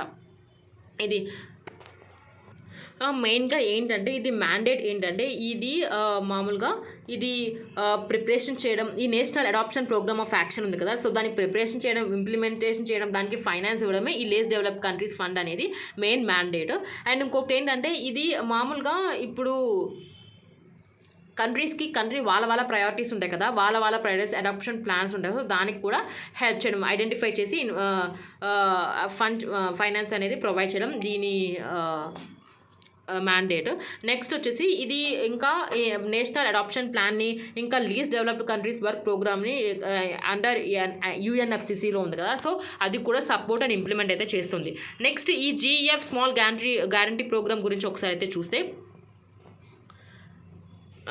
ఇది 2022లో 7th ఫేజ్ అనేది జాయింట్గా ministry of environment, forest and climate change, ఇంకా UNDP and energy and resource institute ముగ్గురు కలిసి ఏం చేశారంటే జాయింట్గా ఇంప్లిమెంట్ చేశారన్నమాట ఈ 7th ఫేజ్ని. మెయిన్గా ఏంటంటే ఇది ఫైనాన్షియల్ అండ్ టెక్నికల్ సపోర్ట్ అనేది లోకల్ సొసైటీకి ప్రొవైడ్ చేస్తుంది. వాళ్ళ డెవలప్మెంట్ చేసుకుంటాకి అండ్ ఇంప్లిమెంట్ చేసుకుంటాకి ఇన్నోవేటివ్ లోకల్ యాక్షన్స్, అంటే ఇప్పుడు ఈ గ్లోబల్ ఎన్విరాన్మెంట్ ఇష్యూస్ని ట్యాకిల్ చేయడానికి, అడ్రస్ చేయడానికి, ఈ డెవలప్ చేసుకుంటాకి, ఇంప్లిమెంట్ చేయడానికి ఈ వీళ్ళకి ఫైనాన్షియల్గా టెక్నికల్గా సపోర్ట్ అయితే ఇస్తుంది అనమాట. అండ్ ఇంకోటి ఇది GEF ప్రాజెక్ట్స్ ఉంటాయి కదా, సో ఆ ప్రాజెక్ట్స్తో క్లోజ్గా వర్క్ చేస్తుంది. అండ్ ఇంకా ఏంటంటే 136 కంట్రీస్కి ఫండ్ గ్యారంటీ అనేది ఇస్తుంది అనమాట. $50,000 వరకు ఫండ్ గ్యారంటీ అనేది ఇస్తుంది. క్లైమేట్ మిటిగేషన్ అండ్ అడాప్షన్ అనమాట మెయిన్గా. అండ్ దీంట్లో మనకి ఏమేమి టాపిక్స్ వస్తాయో ఒకసారి చూద్దాం. ఇండియాస్ అప్డేటెడ్ NDCs అంటే ఏంటంటే నేషనల్ డిటర్మైన్డ్ కాంట్రిబ్యూషన్ అనమాట. సో ఇండియా రీసెంట్గానే ఈ నేషనల్ డిటర్మైన్డ్ కాంట్రిబ్యూషన్ NDCCని అప్డేట్ చేసి సబ్మిట్ అయితే చేసింది అనమాట. అంటే ఇది అప్డేట్ చేసి సబ్మిట్ అయితే చేసింది ఎవరికి? UNFCCకి. మెయిన్గా ఒకసారి అయితే మనం నేషనల్ డిటర్మైన్డ్ కాంట్రిబ్యూషన్స్ ఏంటో చూద్దాం. ఇది ప్యారిస్ అగ్రిమెంట్ రిక్వెస్ట్ ప్రకారం పోస్ట్ 2020 క్లైమేట్ యాక్షన్స్ అనమాట. అండ్ ఇంకోటి ఏంటంటే ఈ గ్లాస్గో క్లైమేట్ ప్యాక్ట్లో అయితే అన్ని కంట్రీస్ సైన్ చేశాయి కదా. సో ఆ కంట్రీస్కి UNFCC ఏం రిక్వెస్ట్ చేస్తుందంటే ఆ పార్టీస్కి అన్నిటికీ వాళ్ళ స్ట్రెంథనింగ్ చేసుకోవాలి టార్గెట్స్ NDCsని అని అయితే by the end of the 2022 అని రిక్వెస్ట్ అయితే చేసింది అనమాట. రివైజ్ చేసుకోండి అని చెప్పి. నెక్స్ట్ ఈ NDCCలో కంట్రీస్ ఏమేమి కమ్యూనికేట్ చేశారంటే వాళ్ళ గ్రీన్ హౌస్ గ్యాసెస్ని, ఎమిషన్స్ని రెడ్యూస్ చేస్తామని, ఇంకా అదే ప్రకారంగా ప్యారిస్ అగ్రిమెంట్ గోల్ ఉంది కదా దాన్ని అచీవ్ దాన్ని రీచ్ అవుతామని చెప్పారు. నెక్స్ట్ ఇంకా ఏంటంటే ఈ తగిన యాక్షన్స్ తీసుకుంటాం, ఈ రిసైలెన్స్ని బిల్డ్ చేసి ఈ క్లైమేట్ రైజ్ అవుతుంది కదా, టెంపరేచర్ అనేది రైజ్ అవుతుంది కదా, దాన్ని లిమిట్ చేయడానికి, దాని ఇంపాక్ట్ కోసం. నెక్స్ట్ ఈ రిపోర్ట్ అనేది ఎవ్రీ 5 yearsకి కంట్రీస్ అనేది UNFCCకి సబ్మిట్ చేస్తారనమాట. నెక్స్ట్ ఈ manifestos of the Paris Agreement ratcheting mechanism wherein countries must revise their pledges to more ambitious every 5 years. అంటే ఎవ్రీ 5 yearsకి ఏంటంటే వాళ్ళ ప్లాన్ని రివైజ్ చేసి ఎక్కువ వాగ్దానాలు అంటే ప్లెడ్జెస్ తీసుకురావాలన్నమాట ఈ క్లైమేట్ చేంజ్ కోసం. అంటే దీని ర్యాపిడ్గా క్లైమేట్ చేంజ్ అవుతుంది కదా, సో దాన్ని కంట్రోల్ చేయడానికి కోసం ప్యారిస్ అగ్రిమెంట్ మేనిఫెస్టో ప్రకారం ఈ గ్రీన్ హౌస్ గ్యాసెస్ ఎమిషన్స్ కానీ తగ్గించాలని చెప్పి వీళ్ళు ఎప్పటికప్పుడు 5 yearsకి మారుస్తూ ఉండాలన్నమాట. ప్లెడ్జెస్ అనేది తీసుకురావాలి, మోర్ అంబిషియస్గా కూడా ఉండాలి. సో అది ఈ NDCC గురించి. నెక్స్ట్ వచ్చేసి ఈ NDCC ఫస్ట్ ఎప్పుడు సబ్మిట్ చేసామంటే మనం ఇండియా అనేది ఫస్ట్ 2015లో UNFCCకి అయితే సబ్మిట్ చేసింది. ఇది మామూలుగా ఇండియా అనేది ఇప్పుడు రీసెంట్గా అప్డేట్ చేసి సబ్మిట్ చేసింది కదా UNFCCకి. దాంట్లో మెయిన్గా మనం ఏమేమి పెట్టుకున్నామో ఒకసారి అయితే చూద్దాం. ఇది కేర్ఫుల్గా ప్రిపేర్ చేసి పంపించారనమాట, అంటే అప్డేట్ చేశారు. అంటే ఈ ఇండియాకి సంబంధించిన నేషనల్ సర్కమ్స్టాన్సెస్ కానీ, ఇంకా ప్రిన్సిపల్ ఆఫ్ కామన్ కానీ, differentiate responsibilities and respective capabilities ఇవన్నీ దృష్టిలో పెట్టుకుని ప్రిపేర్ అయితే చేశారు. అండ్ ఇంకోటి ఏంటంటే ఈ ఫ్రేమ్వర్క్ అనేది ఏం రిప్రజెంట్ చేస్తుందంటే India's transition for the cleaner energy 2021 నుంచి 2030 వరకు ఇండియా ట్రాన్సిషన్ అనేది అంటే మోర్ క్లీనర్ ఎనర్జీకి ట్రాన్సిషన్ అవ్వడానికి ఇది మెయిన్ ఫ్రేమ్వర్క్ రిప్రజెంట్ చేశారనమాట. నెక్స్ట్ ఇదేంటంటే ఈ 2015లో సబ్మిట్ చేసిన ఫస్ట్ రిపోర్ట్ సబ్మిట్ చేశారు కదా, అప్పుడు ఏంటంటే అప్డేట్ అయితే చూశారు. 2 ఆఫ్ ది 3 క్వాంటిటివ్ టార్గెట్స్ని అయితే అప్డేట్ చేశారనమాట. అంటే ఈ ఎమిషన్ ఇంటెన్సిటీని కానీ, ఈ non fossil fuels installed in capacity, electricity capacity అనేది షేర్ చేయడం కానీ ఇవన్నీ అయితే చేశారనమాట. అండ్ ఇంకోటి ఏంటంటే 2 పంచమిత్ర కమిట్మెంట్స్ ఉన్నాయి కదా. ఈ పంచమిత్ర కమిటీస్ ఏంటంటే ఈ COP26 జరుగుతున్నప్పుడు గ్లాస్గోలో ప్రామిస్ చేసినవి అనమాట. సో అవైతే ఈ not covered in to the official targets. అంటే ఏంటంటే ఇప్పుడు 500 gigawatts non fossil fuel energy and emissions at least 1 billion tons of carbon dioxide by 2030.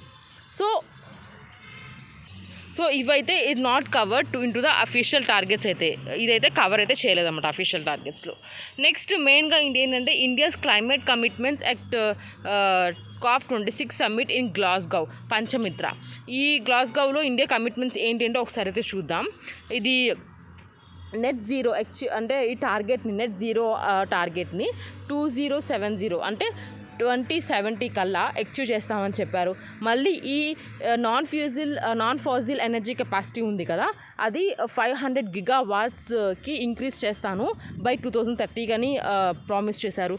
Next ఇంకోటి కమిట్మెంట్ చేశారు. నెక్స్ట్ ఏంటంటే 50% of the energy requirement meet అవుతాను renewable ఎనర్జీని by 2030 కల్లా reach అవుతానని చెప్పి చెప్పారు. And next reduce the total project carbon emission by 1 million tons from now till 2030 కల్లా ఈ కార్బన్ ఎమిషన్ ప్రాజెక్ట్స్ ఉంటాయి కదా, అవన్నీ రెడ్యూస్ చేస్తామని చెప్పారు. నెక్స్ట్ ఇంకా ఈ కార్బన్ ఇంటెన్సిటీ ఆఫ్ ద ఎకానమీని 45% వరకు తగ్గిస్తామని చెప్పి 2030 కల్లా చెప్పారనమాట.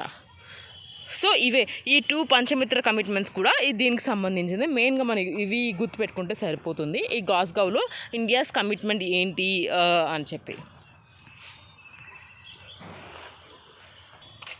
ఇది ఇండియాస్ నేషనల్ డిటర్మైన్డ్ కాంట్రిబ్యూషన్ అంటే NDCs ఇంతకుముందు ఇప్పుడు ఎలాగ అప్డేట్ చేసింది ఎలాగో ఒకసారి అయితే చూద్దాం. ఇది ఆ ఎమిషన్స్ అనేది emission intensity of the GDP అనేది రెడ్యూస్ చేస్తామని టార్గెట్స్ పెట్టినారు కదా 2030కి. సో మెయిన్గా దాని గురించి అనమాట. ఇది ఈ ఇంతకుముందు అంటే ప్రీవియస్ NDCCలో 2015లో సబ్మిట్ చేసిన దాంట్లో ఏం చెప్పారంటే by 33 to 35% of by 2030 from 2005 level నుంచి 2030 కూడా 35% అనేది మేము రెడ్యూస్ చేస్తామని చెప్పారు. ఇప్పుడు అప్డేట్ చేసింది ఏంటంటే మేము 45% రెడ్యూస్ చేస్తాం ఎమిషన్స్ అనేవి అని చెప్పారు 2030 కల్లా 2005 లెవెల్ బేస్ చేసుకుని. ఇప్పుడు ఏంటంటే ఈ ఆల్రెడీ 28% అనేది రిడక్షన్ అనేది అయ్యిందని చెప్పి ఎస్టిమేటెడ్గా చెప్పారనమాట. నెక్స్ట్ ఈ cumulative electric power installed capacity from non fossil fuel-based energy resources with the help of transfer of technology and low-cost international finance including from Green Climate Fund GCFE. ఇదేమో 40% అని చెప్పారు ప్రీవియస్గా, ఇప్పుడైతే 50% వరకు చేస్తామని చెప్పారన్నమాట. ఆల్రెడీ 42.3 అనేది % అనేది అచీవ్ అయిపోయింది బై ద నవంబర్ ఆఫ్ 2022 అయితే చెప్తున్నారన్నమాట. నెక్స్ట్ వచ్చి create and additional carbon sync through additional forest and tree cover. ఈ మళ్ళీ ఇది 2015లో ఏం చెప్పారంటే 2.5 to 3 billion tons of CO2 ఈక్వలెంట్ని చేస్తామని చెప్పారు. ఇప్పుడు కూడా సేమ్ అనమాట, దానిలో ఏం చేంజ్ ఏం లేదు. నెక్స్ట్ వచ్చేసి క్వాలిటేటివ్ టార్గెట్స్ ఏం పెట్టుకున్నారో చూద్దాం. 2015లో ఏమేమి క్వాలిటీ టార్గెట్స్ పెట్టుకున్నారో 2022లో ఏం అప్డేట్ చేశారో NDCలో ఒక్కసారి అయితే చూద్దాం. ఇప్పుడు 2050లో ఏంటంటే health and sustainable way of living ఉండాలి అని చెప్పి ట్రెడిషనల్ వాల్యూస్ కానీ కన్జర్వేషన్ మోడరేషన్ ద్వారా ఈ హెల్తీ అండ్ సస్టైనబుల్ అయితే ప్రాపగేట్ చేశారనమాట. నెక్స్ట్ ఈ అప్డేట్ ఏం చేస్తున్నారంటే ఈ propagate healthy and sustainable way of living based on traditional values of conservation and moderation including through the mass movement ద్వారా ఈ మెయిన్గా మనం ఇప్పుడు హెల్తీగా ఉండాలి అండ్ సస్టైనబుల్ వే అనమాట. అంటే ఇప్పుడు ప్రజెంట్ ఈ డెకేడ్లో కూడా మనం హెల్తీగా ఉండాలి. ఫ్యూచర్ జనరేషన్స్ ఉంటాయి కదా, ఫ్యూచర్ జనరేషన్స్ వాళ్ళకు కూడా ఇవన్నీ ఫెసిలిటీస్ ఉండి వాళ్ళు కూడా హెల్తీగా ఉండాలి, వాళ్ళు కూడా హెల్తీ లైఫ్ అనేది లీడ్ చేయాలని చెప్పి మెయిన్గా ప్రాపగేట్ చేస్తున్నారు. సో ఇంచుమించు సేమ్గా ఉంది. Lifestyle of environment as a key to contribute climate change. So next వచ్చేసి ఈ క్లైమేట్ ఫ్రెండ్లీ అండ్ అడాప్ట్ చేసుకోవడం, ఇంకా క్లీనర్ పాత్ని అడాప్ట్ చేసుకుంటామని చెప్పారన్నమాట. ఇంకా అప్డేట్ చేసిన దాంట్లో కూడా సేమ్గా ఉంది. నెక్స్ట్ ఇప్పుడు ఈ బెటర్ క్లైమేట్ చేంజ్ అడాప్ట్ చేసుకుంటాం. ఫర్ ఎగ్జాంపుల్ ఏంటంటే ఈ వల్నరబుల్ సెక్టర్స్ ఉన్నాయి కదా, ఈ అగ్రికల్చర్లో కానీ, వాటర్ రిసోర్సెస్ కానీ, హిమాలయన్ రీజన్ కానీ, కోస్టల్ రీజియన్స్ కానీ, హెల్త్ డిజాస్టర్ మేనేజ్మెంట్లో ఈ సెక్టర్స్లో అనేది ఒక డెవలప్మెంట్ ప్రోగ్రామ్స్ తీసుకొచ్చి ఇంకా ఇన్వెస్ట్మెంట్స్ వాటిలో ఆ సెక్టర్స్లో చేసి ఒక బెటర్ క్లైమేట్ చేంజ్ని అడాప్ట్ చేసుకుంటామని చెప్పారు. అండ్ ఇంకోటి ఏంటంటే ఈ అప్డేట్ NDCలో కూడా సేమ్ ఉంది, డిఫరెన్స్ ఏం లేదు. నెక్స్ట్ ఇంకోటి ఏంటంటే ఈ అడిషనల్ ఫండ్స్ కానీ మొబిలైజ్ డొమెస్టిక్ అయితే చేస్తామని చెప్పారు. From developed countries to implement the above mitigation adaptation action in the view of resources required and the resource gap. అది రిసోర్స్ గ్యాప్ కూడా ఉంటుంది కదా, దాన్ని ఫుల్ఫిల్ చేయడానికి అనమాట. నెక్స్ట్ ఈ బిల్ అది సేమ్ 2022లో కూడా అప్డేట్ చేసిన దాంట్లో కూడా సేమ్ ఉంది. నెక్స్ట్ ఈ build capacity create domestic framework కానీ ఇంకా international architect for quick diffusion of the cutting edge of climate technology in India and for a joint collaboration research and development and for future technologies. ఇవైతే మెయిన్గా చెప్పారు. And దీంట్లో పెద్ద changes ఏం లేవు, మనకు అర్థమైపోతుంది. మెయిన్గా ఏంటంటే మనకి బెటర్ లైఫ్ కావాలి, healthy and sustainable way of life, మళ్ళీ ఇంకోటంటే climate friendly and cleaner path, మళ్ళీ క్లైమేట్ చేంజ్ని అడాప్ట్ చేసుకుని మెయిన్ వల్నరబుల్ సెక్టర్స్లో అయితే ఇన్వెస్ట్మెంట్ ఇంకా డెవలప్మెంట్ ప్రోగ్రామ్స్ తీసుకురావాలి. అండ్ ఇంకోటి అడిషనల్ ఫండ్స్, మళ్ళీ రిసోర్స్ గ్యాప్ అనేది పూడ్చాలి, అండ్ కెపాసిటీస్ కానీ బిల్డ్ చేయాలి, అండ్ డొమెస్టిక్ ఫ్రేమ్వర్క్ అనేది క్రియేట్ చేయాలి, ఇంటర్నేషనల్ ఆర్కిటెక్చర్ కానీ. సో ఇవన్నీ అయితే దృష్టిలో పెట్టుకుని ఇవన్నీ క్వాలిటేటివ్ టార్గెట్స్ అనమాట, క్వాలిటేటివ్.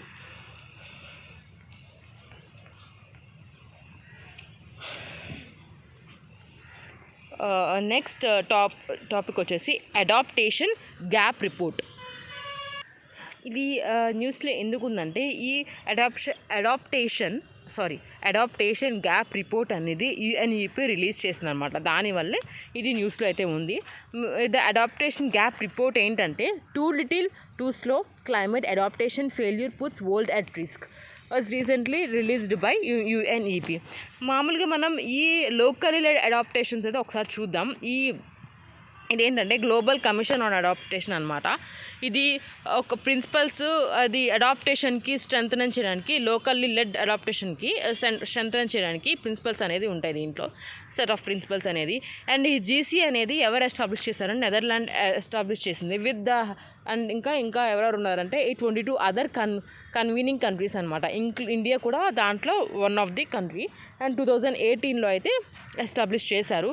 మెయిన్గా ఏంటంటే ఇది ఏం మ్యాండేటరీ ఏంటంటే ఈ ఏంటి to accelerate adaptation by elevating the political visibility of adoption and focusing on concentrate solution అనమాట. అండ్ ఇంకోటి ఏంటంటే ఈ ప్రిన్సిపల్స్ అనేది, దీనికి సంబంధించిన ప్రిన్సిపల్స్ అనేది 2021లో అయితే లాంచ్ చేశారు. మెయిన్గా ఏంటంటే ఒక గైడ్ ఇవ్వడం, అడాప్టేషన్ కమ్యూనిటీకి గైడ్ ఇచ్చి మళ్ళీ ప్రోగ్రామ్స్కి ఫండ్ ఇవ్వడం, అండ్ ఇంకోటి ఏంటంటే ఈ ప్రాక్టీసెస్ అంటే అడాప్టేషన్కి ప్రాక్టీసెస్ చేయడం, ఇవన్నీ ఇట్లాంటివి అయితే వీళ్ళ ప్రిన్సిపల్స్ అనమాట.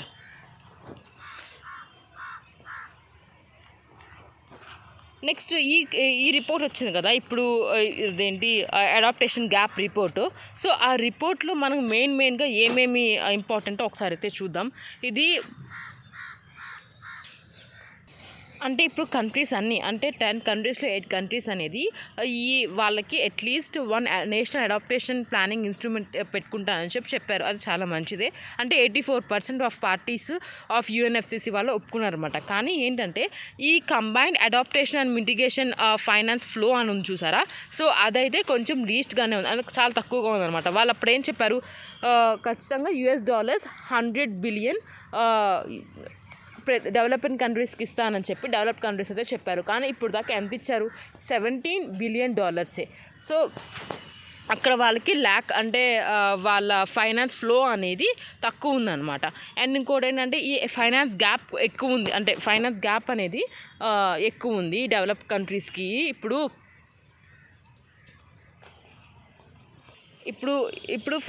డెవలపింగ్ కంట్రీస్కి ఏమైనా డెవలప్ చేసుకోవాలన్నా ఈ టార్గెట్ అడాప్టేషన్ చేసుకోవాలన్నా సరే మెయిన్గా ఏం తక్కువ అవుతుందంటే ఫైనాన్స్ అనమాట. సో ఇప్పుడు ఇస్తానన్న అమౌంట్ ఇవ్వకుండా చాలా మినిమల్ అయితే ఇచ్చారు, అదనమాట.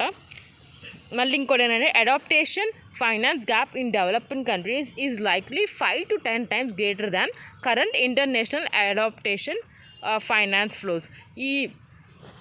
ఇది ఫైనాన్స్ గ్యాప్ అనేది డెవలపింగ్ కంట్రీస్కి 5 to 10 times ఎక్కువ ఉందన్నమాట ఈ current national adaptation finance flow కంటే గ్యాప్ అనేది. నెక్స్ట్ ఈ UNEP గురించి ఒకసారి చూస్తే ఇది యునైటెడ్ నేషన్ ఎన్విరాన్మెంట్ ప్రోగ్రామ్. ఇది ఇంటర్ గవర్నమెంటల్ ప్రోగ్రామ్ అనమాట. 1972లో అయితే ఎస్టాబ్లిష్ చేశారు. మెయిన్గా ఏంటంటే ఇది UN conference on human environment so అప్పుడు స్టాక్హోమ్ కాన్ఫరెన్స్ 1972లో జరిగింది కదా. సో దాని అవుట్కమ్మే ఈ UNEP అనమాట. మెయిన్గా వీళ్ళ ఆబ్జెక్టివ్ ఏంటంటే ఒక గ్లోబల్ ఎన్విరాన్మెంటల్ ఎజెండా అనేది సెట్ చేసి ప్రమోట్ చేస్తారన్నమాట. ఈ coherent implementation of the environmental dimensions కానీ ఇంకా సస్టైనబుల్ డెవలప్మెంట్ ఇలా అనేది ప్రమోట్ అయితే చేస్తారనమాట. Promotes the coherent implementation of the environmental dimension of sustainable development and serves as an authoritative advocate for global environment. Next 193 members అయితే దీంట్లో ఉన్నారు, మెంబర్షిప్లో ఉన్నారు. India is one of the member. మళ్ళీ other key informations ఏంటంటే ఒక umbrella లాగా work చేస్తుంది అనమాట. Works under umbrella of UN 2030 agenda for sustainable development. అంటే ఈ సస్టైనబుల్ డెవలప్మెంట్ ఎజెండా ఉంది కదా, సో దాన్ని ఎక్స్క్యూట్ చేయడానికి కూడా ఇది వర్క్ చేస్తుంది అనమాట. Work under the umbrella of UN 2030 agenda for sustainable development, identifying and addressing the most relevant environmental issues of our time. And structure వచ్చేసి ఇది ఎగ్జిక్యూటివ్ డైరెక్టర్ అయితే చైర్మన్గా ఉంటారు. నెక్స్ట్ ఇది depends upon the voluntary contribution for 95% of its income అనేది voluntary contribution ద్వారా వస్తుంది అన్నమాట. 95%. మళ్ళీ administrators are provide secretariat functions for many multilateral environmental agreements and other entities. ఈ ఎన్విరాన్మెంటల్ అగ్రిమెంట్స్ కానీ ఇంకా అదర్ ఎంటిటీస్కి ఇది అడ్మినిస్ట్రేటర్స్ ఇంకా సెక్రటరియట్ ఫంక్షన్స్కి ప్రొవైడ్ చేస్తుంది అనమాట. నెక్స్ట్ ఈ మేజర్ రిపోర్ట్స్ అనేది ఏమేమి రిలీజ్ చేస్తుందో ఒకసారి చూద్దాం. Global environmental outlook, adaptation, grab report, triple emergency, cooling emissions and policy synthesis report published by UNEP in association with cooling emission and policy synthesis report. So ఈ reports అయితే major reports అనమాట. Next మామూలుగా ఈ agreements UNEP అనేది మనం ఏమేమి agreements చేసుకుంది, ఏమేమి అగ్రిమెంట్స్ అడ్మినిస్ట్రేట్ చేస్తుందో ఒకసారి అయితే చూద్దాం. ఫస్ట్ వచ్చేసి convention on international trade in endangered species of wild fauna and flora CITES 1973. Next వచ్చేసి కన్వెన్షన్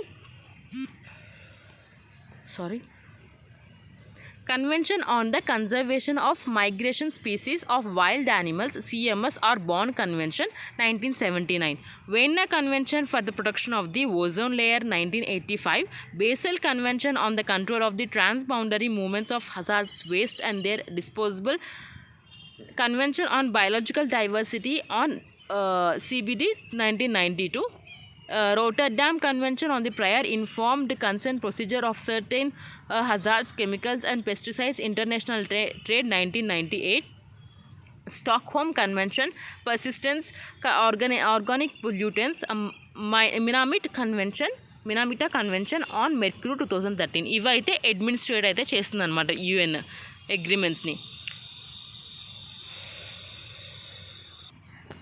ఈ రిలేటెడ్ న్యూస్ ఏంటంటే ఎమిషన్ గ్యాప్ రిపోర్ట్ అనేది UNEP రిలీజ్ చేస్తుందన్నమాట. దాని గురించే మనం ఫ్యూ ఇంపార్టెంట్ ఇన్ఫర్మేషన్ తెలుసుకుందాం. ఇది ఏంటంటే UN యాన్యువల్ రిపోర్ట్ అనమాట. ఎవ్రీ ఇయర్ అనేది ఈ రిపోర్ట్ అనేది రిలీజ్ చేస్తుంది UN. ఇంకోటి ఏంటంటే ఇప్పుడు ఒకవేళ మనం ఒక గ్లోబల్ వార్మింగ్ అయిపోతుంది కదా, అంటే ఇప్పుడు ఒక టార్గెట్ అనేది పెట్టుకున్నాం, అంటే 2 degrees Celsius కానీ 1.5 degrees Celsius కానీ global emissions, green house gases emissions ఉంటాయి కదా, అంతకంటే తక్కువ ఉండాలని, అంతకంటే ఎక్కువ ఉండకూడదని చెప్పి మనం టార్గెట్ పెట్టుకున్నాం కదా. ఒకవేళ ఆ టార్గెట్ని మనం అచీవ్ చేయాలంటే ఖచ్చితంగా ఇప్పుడున్న కరెంట్ పాలసీ ప్రొజెక్షన్స్లో 30%, 45% అనేది తగ్గించాలి, రెడ్యూస్ ఇంకా చేయాలన్నమాట ఎమిషన్స్. నెక్స్ట్ ఇంకా ఈ గ్రీన్ హౌస్ గ్యాసెస్ ఎమిషన్లో అయితే ఇండియా థర్డ్ ప్లేస్లో ఉంది. ఫస్ట్ అయితే చైనా ఉంది, సెకండ్ అయితే USA ఉంది, థర్డ్ మనమే ఉన్నాం. But its per capital emission remains far below of the world average 2.42 CO2e. So మళ్ళీ ఇంకోటి ఏంటంటే పర్ క్యాపిటల్ ఎమిషన్ అనేది అనమాట చాలా తక్కువ ఉంది వరల్డ్ యావరేజ్తో కంపేర్ చేసుకుంటే. 12% of the global total green house gas emissions ఉంటాయి కదా, దాంట్లో టోటల్ 50% ఆఫ్ హౌస్ హోల్డ్స్ దానికి కాంట్రిబ్యూట్ చేస్తున్నారనమాట. అంటే కారణం అనమాట, గ్రీన్ హౌస్ గ్యాసెస్ ఎమిషన్స్కి కారణం అని చెప్పారు. నెక్స్ట్ ఈ ఎమిషన్ గ్యాప్ అంటే ఒకసారి అయితే చూద్దాం. ప్రతి ఒక్క కంట్రీ కూడా ప్లెడ్జ్ అనేది తీసుకుంటుంది, అంటే ఇంత మేము రెడ్యూస్ చేస్తామని చెప్పి గ్రీన్ హౌస్ గ్యాసెస్ ఎమిషన్. కానీ రియల్గా ఏంటంటే అంత రెడ్యూస్ చేసి ఉండదు. సో గ్యాప్నే మనం ఎమిషన్ గ్యాప్ అనేది అంటాం. ఈ నెక్స్ట్ టాపిక్ వచ్చేసి యూనిఫామ్ కార్బన్ ట్రేడింగ్ మార్కెట్ అనమాట. ఈ సెంట్రల్ గవర్నమెంట్ ఏం చెప్పారంటే ఒక కార్బన్ ట్రేడింగ్ స్కీమ్ని అయితే ఇప్పుడు ఒకటి ఇంప్లిమెంట్ చేస్తాను. సో ఇప్పుడు ప్రస్తుతం ఉన్న కార్బన్ ట్రేడింగ్ మెకానిజమ్స్ అన్నీ దాంట్లో సబ్స్యూమ్ అయిపోతాయని చెప్పారనమాట. ఇదే రీసెంట్గా ఇంకా ఇంప్లిమెంట్ అయితే చేయలేదు, ఇంప్లిమెంట్ చేస్తాను అని చెప్పారనమాట. మెయిన్గా మనం యాక్చువల్లీ ఇప్పుడు చదవాల్సింది ఇప్పుడు ప్రస్తుతం మన ఇండియాలో ఉన్న ఈ కార్బన్ ట్రేడింగ్ మెకానిజమ్స్ కానీ కార్బన్ మార్కెట్స్ కానీ ఏంటంటే ఒకసారి అయితే చూద్దాం. అదే ఫస్ట్ ఏం చెప్పారంటే government proposes to begin with a voluntary carbon market and gradually shift to cap and trade where industries are given emissions like in EU emission trading system market. So కొత్తగా ఇలా అయితే చేద్దామని గవర్నమెంట్ అనేది propose చేసింది. మామూలుగా మనకి అసలు actually ఇప్పుడు ట్రేడింగ్ కార్బన్ మార్కెట్లో ట్రేడింగ్ ఎలా జరుగుద్దో ఒకసారి చూద్దాం. ట్రేడింగ్ అంటే మనకు తెలిసింది షేర్స్ కొనడం, అమ్మడం, ఒక ట్రేడింగ్ అంటారు కదా. సో సేమ్ ఇలాగే కార్బన్ కూడా ట్రేడింగ్ చేస్తారన్నమాట. ఫర్ ఎగ్జాంపుల్ ఒక చిన్న తీసుకుంటే ఇది ఎమిటర్ A ఉన్నారు, ఎమిటర్ B ఉన్నాడు. అంటే తనకు ఒక ఇండస్ట్రీస్ ఉండి అంటే గ్రీన్ హౌస్ గ్యాసెస్ని ఎమిట్ చేస్తున్నారు అనుకోండి. ఫర్ ఎగ్జాంపుల్ గవర్నమెంట్ అనేది ఒక టార్గెట్ అనేది పెట్టింది, 50 అనేది టార్గెట్ అనేది పెట్టింది. అంటే 50 కంటే ఎక్కువ మీరు 50% కంటే ఎక్కువ మీరు గ్రీన్ హౌస్ గ్యాసెస్ ఎమిషన్స్ అనేది చేయకూడదని చెప్పి టార్గెట్ పెట్టింది. కానీ ఎమిటర్ A ఏంటంటే 30% చేశాడు. సో ఇంకా ఏమైందంటే 20% అనేది తను ఇంకా ఎమిషన్ చేయలేదు. సో ఇట్స్ వెరీ గుడ్ అనమాట. అప్పుడు గవర్నమెంట్ ఏం చేస్తుందంటే తనకి కార్బన్ సర్టిఫికేట్ అనేది ఇస్తుంది. అండ్ ఇంకోటి ఏంటంటే B ఉన్నాడు, తను ఏం చేశాడు 80% అనేది ఎమిషన్ 70% అనేది ఎమిషన్ అయితే ఎక్కువ చేశాడు అనుకోండి. 70%, 80%, 60%, ఒకవేళ ఏదైనా ఎంతైనా ఎక్కువ అంటే. కానీ గవర్నమెంట్ లిమిట్ ఏం పెట్టింది 50% పెట్టింది. కానీ తినేం చేశాడు 70% అనేది పెట్టుకున్నారనుకోండి. అప్పుడు ఏం చేస్తారంటే ఇక్కడ నుంచి ఈ ట్రేడర్ A నుంచి అంటే ఎమిటర్ A నుంచి ఈ సర్టిఫికేట్ అనేది తను డబ్బులు ఇచ్చి కొనుక్కుంటాడనమాట. దాన్ని ట్రేడింగ్ అంటారు. ఇప్పుడు మనకి దాన్నే ఈ కార్బన్ మార్కెట్ అంటారనమాట. ఈ కార్బన్ మార్కెట్లో ట్రేడింగ్ జరుగుతూ ఉంటుంది కదా. ఎవరైతే తక్కువ ఎమిషన్స్ తీసుకుంటారో వాళ్ళకైతే గవర్నమెంట్ అనేది సర్టిఫికేషన్ ఇస్తుంది. ఎవరైతే ఎక్కువ అయితే ఎమిషన్స్ చేసుకుంటారో దాన్ని కవర్ చేసుకుంటానికి ఇప్పుడు ఒకవేళ 80% అయ్యారనుకోండి, 20% ఒకరి దగ్గర, ఇంకో 20% వేరే వాళ్ళ దగ్గర, అంటే 10% వేరే వాళ్ళ దగ్గర సర్టిఫికేట్ అయితే తీసుకుంటారనమాట. సో దాన్ని ఈ కార్బన్ ట్రేడింగ్ అని అంటాం ఈ కార్బన్ మార్కెట్లో.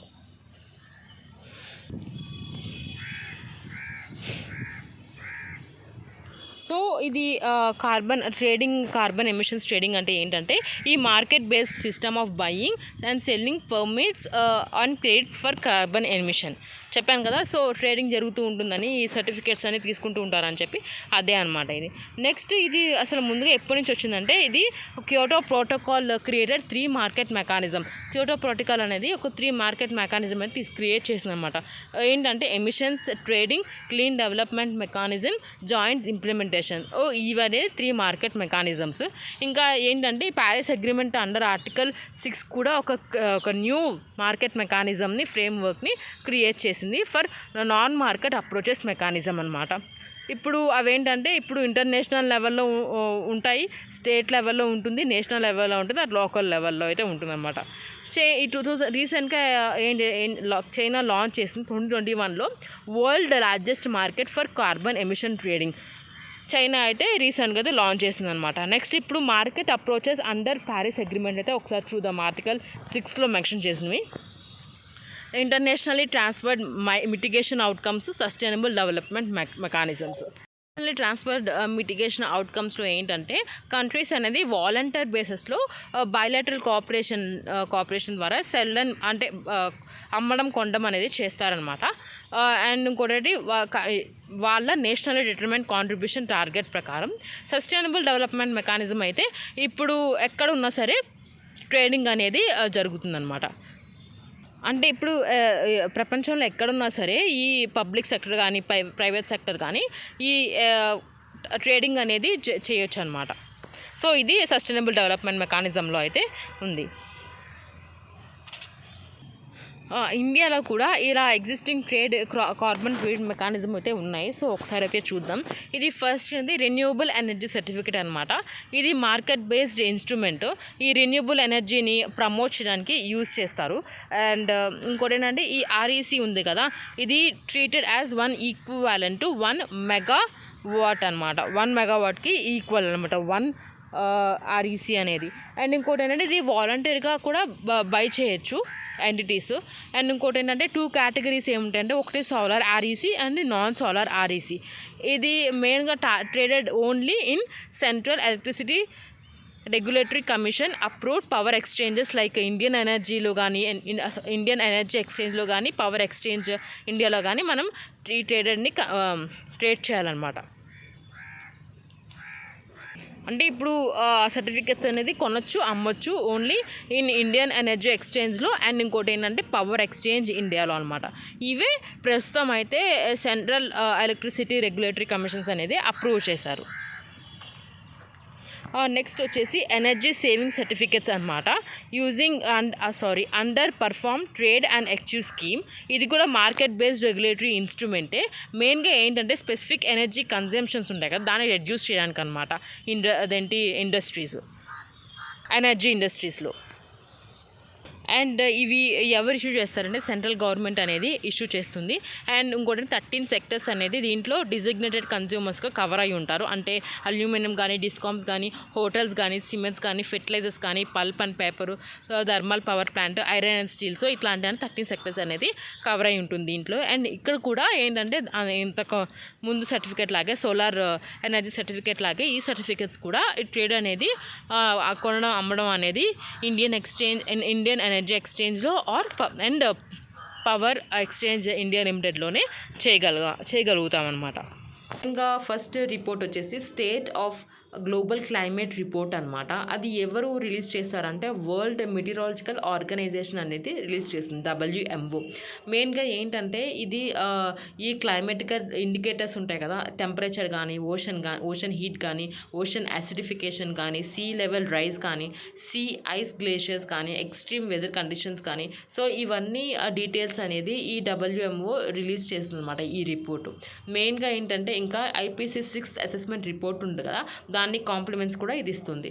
నెక్స్ట్ వచ్చేసి WMO అంటే మెయిన్గా ఒకసారి చూద్దాం. ఇది ఒక ఇంటర్ గవర్నమెంటల్ ఆర్గనైజేషన్ అనమాట.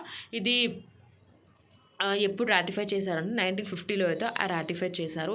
మెయిన్గా ఇది ఎక్కడి నుంచి ఒరిజినేట్ అవుతుందంటే IMO నుంచి అయితే ఒరిజినేటెడ్ అనమాట. ఇది ఇంటర్నేషనల్ మెటీరియాలజికల్ ఆర్గనైజేషన్.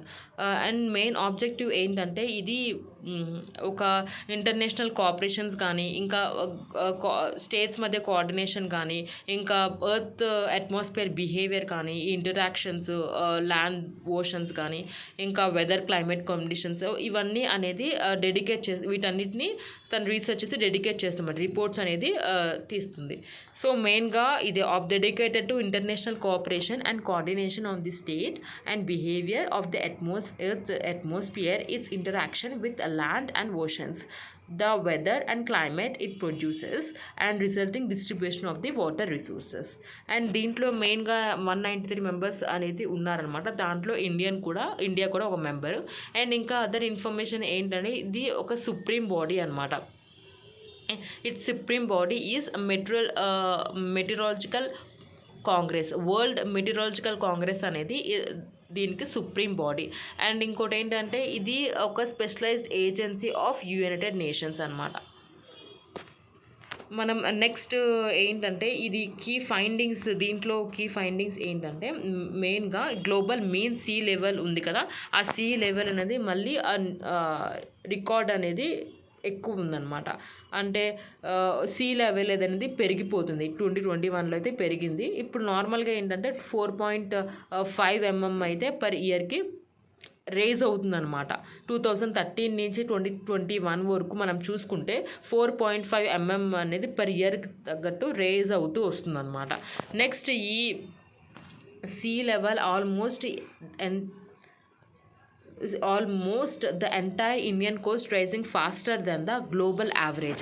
అంటే మొత్తం గ్లోబల్ యావరేజ్ పోల్చుకుంటే ఇండియన్ కోస్ట్ మాత్రం ఎక్కువ కొంచెం సీ లెవెల్ అనేది కొంచెం ఎక్కువగా రేజ్ అవుతుందన్నమాట. Next, countries with highest number of internal displacements due to hydrometeorological hazards China, Vietnam and Philippines. Even ఇంకా ఈ ఫిలిప్పీన్స్కి వియత్నాంకి చైనా కూడా ఒక highest number of internal displacement అయితే ఉందన్నమాట ఈ హైడ్రోమెటీరియలాజికల్ హజార్డ్స్ వల్ల. నెక్స్ట్ వచ్చేసి ఈ global ocean observing system report card. ఇది కూడా WMO రిలీజ్ చేస్తుంది. ఇదేంటంటే WMO with inter governmental Oceanographic Commission of UNESCO and other GOOS partners annually since 2017. 2017 నుంచి అంటే WMO ఇంకా UNESCO, IOS UNESCO and GOOS ఇంకా అదర్ పార్ట్నర్స్ అందరూ కలిసి ఇది అయితే రిలీజ్ చేస్తారు. అండ్ ఇంకోటి ఏంటంటే ఈ GOSS అంటే ఏంటంటే ఇది పర్మనెంట్ గ్లోబల్ సిస్టమ్ అంట. ఈ మెరైన్ కానీ ఓషన్ డేటా కానీ మోడలింగ్, అబ్జర్వేషన్స్, అనలిటిక్స్ అనేది చేస్తుందన్నమాట. ఇంకా ఏంటంటే మెయిన్గా ఇది ఏం హైలైట్ చేస్తుందంటే ఇప్పుడు బయోలాజికల్ అబ్జర్వేషన్స్ ఉంటాయి కదా, అది అనేది హైలైట్ చేస్తుందన్నమాట. highlighted biological observation for the first time and identifies gap in the system. అంటే ఫస్ట్ టైం అనేది ఈ బయోలాజికల్ అబ్జర్వేషన్స్ అనేది హైలైట్ చేసింది, ఇంకా గ్యాప్స్ అనేది సిస్టంలో గ్యాప్స్ అనేది ఐడెంటిఫై చేసింది అనమాట. నెక్స్ట్, ఇంకా ఈ inequality in operational services across oceans like Indian, Atlantic and southern ocean. అంటే ఇంకా ఏమేమి పాయింట్ చేసిందంటే ఈ ఆపరేషనల్ సర్వీసెస్లో ఇన్ఈక్వాలిటీ ఉంది ఓషన్స్ లైక్ ఇండియన్ ఓషన్ కానీ అట్లాంటిక్ ఓషన్ అండ్ ఆ సదర్న్ ఓషన్లో అయితే ఉందని చెప్పి పాయింట్ చేసింది.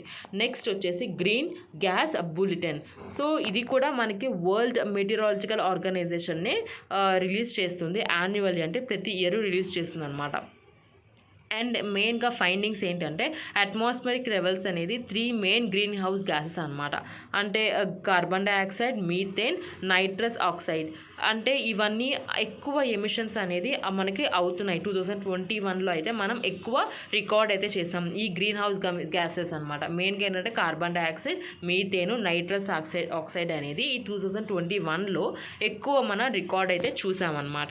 అండ్ ఇంకోటి ఏంటంటే ఈ ఎమిషన్స్ కూడా 10% ఇంకా 10.16% అనేది ఇంక్రీజ్ అవుతాయి 2030లో. 2010 లెవెల్ పోల్చుకుంటే 2010లో మనం పోల్చుకుంటే 2030కి కంపేర్ చేస్తే 10% ఇంకా ఎక్కువే ఇంక్రీజ్ అవుతాయని చెప్తున్నారు. నెక్స్ట్ వచ్చేసి climate investment opportunity in India schooling sector. ఇది ఏం చేస్తుందంటే ఇది ఎవరు రిలీజ్ చేస్తారంటే వరల్డ్ బ్యాంక్ అనేది రిలీజ్ చేస్తుంది అనమాట. Climate investment opportunities in India schooling sector. Investment గుర్తుపెట్టుకోండి, వీటన్నిటి మిగతావన్నీ ఏమో మెటీరియాలజికల్లే ఆర్గనైజేషనే చేసింది, కానీ ఇన్వెస్ట్మెంట్ అనేది వచ్చేసరికి మనకి వరల్డ్ బ్యాంక్ అనేది గుర్తుపెట్టుకోండి. ఈ climate investment opportunities in India schooling sector ఇదేమో వరల్డ్ బ్యాంక్ అనేది రిలీజ్ చేస్తుంది. మెయిన్గా కీ హైలైట్స్ ఏంటంటే 2030 కల్లా 160 నుంచి 200 million people across in India ఏంటంటే లీథల్ హీట్ వేవ్స్కి ఎక్స్పోజ్ అవుతారని చెప్పారు యాన్యువల్లీ, అంటే ఇయర్లీ. నెక్స్ట్ 2030 కల్లా 34 మిలియన్ పీపుల్ అనేది జాబ్స్ లేకుండా ఆ స్ట్రెస్ని ఫేస్ అవుతారని, ఇంకా హీట్ స్ట్రెస్ రిలేటెడ్ ప్రొడక్టివిటీ అనేది డిక్లైన్ అయిపోతుందని చెప్పి హీట్ స్ట్రెస్ వల్ల చెప్పారు. ఇంకా 2037 కల్లా ఈ demand for cooling is likely to be 8 times more than the current levels కంటే ఈ కూలింగ్ డిమాండ్ అనేది 8 times ఎక్కువ ఉంటుందంట. అంటే ఇప్పుడు ఫర్ ఎగ్జాంపుల్ 435% ఎక్స్పెక్టెడ్ రైజ్ అనేది గ్రీన్ హౌస్ గ్యాసెస్లో ఎమిషన్స్ అనేది యాన్యువల్గా మనం నెక్స్ట్ 2 decadesలో అయితే 435% ఎక్స్పెక్టెడ్ రైజ్ అనేది చూస్తామని చెప్పి గ్రీన్ హౌస్ గ్యాసెస్ ఎమిషన్లో 2037లో ఈ climate investment opportunities in India cooling sector అనేది చెప్పింది. ఈ రిపోర్ట్లో అయితే ఇవన్నీ అయితే చెప్పారనమాట. నెక్స్ట్ వచ్చేసి climate and development and agenda action. ఇది కూడా వరల్డ్ బ్యాంక్ అనేది రిలీజ్ చేస్తుంది. ఏదైనా డెవలప్మెంట్, ఇక్కడ డెవలప్మెంట్ ఉంది చూసుకోండి. ఈ డెవలప్మెంట్ ఎలా చిన్న మనం ఒక చిన్న వర్డ్స్ అనేది గుర్తు పెట్టుకుంటే ఇక్కడ ఇన్వెస్ట్మెంట్, డెవలప్మెంట్ అనేది వరల్డ్ బ్యాంక్ అనేది రిలీజ్ చేస్తుంది అనమాట. అది అని గుర్తుపెట్టుకుంటే సరిపోతుంది. నెక్స్ట్ ఏంటంటే ఇప్పుడు ఈ country climate and development reports అనేది ఇది కంప్లైంట్ చేస్తుంది అనమాట. నెక్స్ట్ అనేది ఒక new core diagnostic report that integrated climate change and development consideration. ఒక న్యూ కోర్ డయాగ్నోస్టిక్ రిపోర్ట్ అనేది climate change and development considerations అనేది రిలీజ్ చేస్తుంది. నెక్స్ట్ ఇదేమో మొత్తం 24 కంట్రీస్ని అయితే కవర్ చేసింది. అంటే 24 కంట్రీస్ ఏంటంటే 34% of the world green house gas emissions అని వాళ్ళందరినీ అయితే కవర్ చేస్తుంది అనమాట. ఇది నెక్స్ట్ టాపిక్ వచ్చేసి national determined contribution synthesis report 2022. ఇది అనేది UNFCCC అనేది రిలీజ్ చేసింది అనమాట. మెయిన్గా ఏంటంటే ఇది కంట్రీస్ ఎవరైతే కమిట్మెంట్ ఇస్తారో క్లైమేట్ గురించి, అంటే ఒక సమ్మరీ అనేది క్రియేట్ చేసి ఇస్తుంది అనమాట. అంటే వాళ్ళు ఎంత టార్గెట్ పెట్టుకున్నారు, వాళ్ళ ఇంపాక్ట్ ఏమైంది, వాళ్ళ గ్రీన్ హౌస్ గ్యాసెస్ ఎమిషన్స్ కోసం ఇంపాక్ట్ ఏమన్నా ఉందా అని చెప్పి యాన్యువల్ సమ్మరీ అనేది క్రియేట్ చేస్తుంది అనమాట. నెక్స్ట్ ఏంటంటే ఇంకా ఈ 193 పార్టీస్ ఉన్నారు కదా ప్యారిస్ అగ్రిమెంట్కి, ఇంకా 24 అప్డేటెడ్ న్యూ NDCs అనేది సబ్మిట్ చేశారు కదా ప్రతి ఒక్క country. So COP26 Glasgow meeting తర్వాత సో అవన్నీ అయితే అనలైజ్ చేస్తుంది. ఇంకా మెయిన్ కీ హైలైట్స్ ఏంటంటే మనం ఈ 2020 నుంచి 2030 వరకు క్యుములేటివ్ CO2 ఎమిషన్స్ అనేది ఇంక్రీజే కనిపిస్తుంది అనమాట. 86% అనేది ఇంక్రీజే ఉంటుంది అని చెప్తుంది. నెక్స్ట్ కంబైన్డ్ ఒకవేళ ఇప్పుడు మనం అందరం అంటే వరల్డ్లో ప్రతి ఒక్క కంట్రీస్ వచ్చి కంబైన్డ్గా క్లైమేట్ ప్రెజర్స్ తీసుకుంటే మనం ఏదైతే టార్గెట్ పెట్టుకున్నామో ఆ టార్గెట్ అచీవ్ చేయడానికి అవకాశం అయితే ఉందని చెప్తుంది అనమాట. నెక్స్ట్ వచ్చేసి investing in carbon neutrality utopia or new green wave. So ఇది ఎవరు రిలీజ్ చేస్తారంటే UN food and agriculture organization and European bank for reconstruction and development EBRD. So వీళ్ళిద్దరూ కలిసి అయితే రిలీజ్ చేస్తారన్నమాట. సో మెయిన్గా దేని గురించి అంటే carbon neutrality and net zero CO2 emissions గురించి అవుతుంది. ఇది మెయిన్గా ఏం చెప్తుందంటే మనం ఏమైతే ఎమిషన్స్ చేస్తున్నామో CO2ది మ్యాక్సిమం మనం అచీవ్ చేసే అవకాశం ఉందని చెప్తున్నారనమాట. Anthropogenic CO2 emissions balanced globally by anthropogenic CO2 removals over a specific period.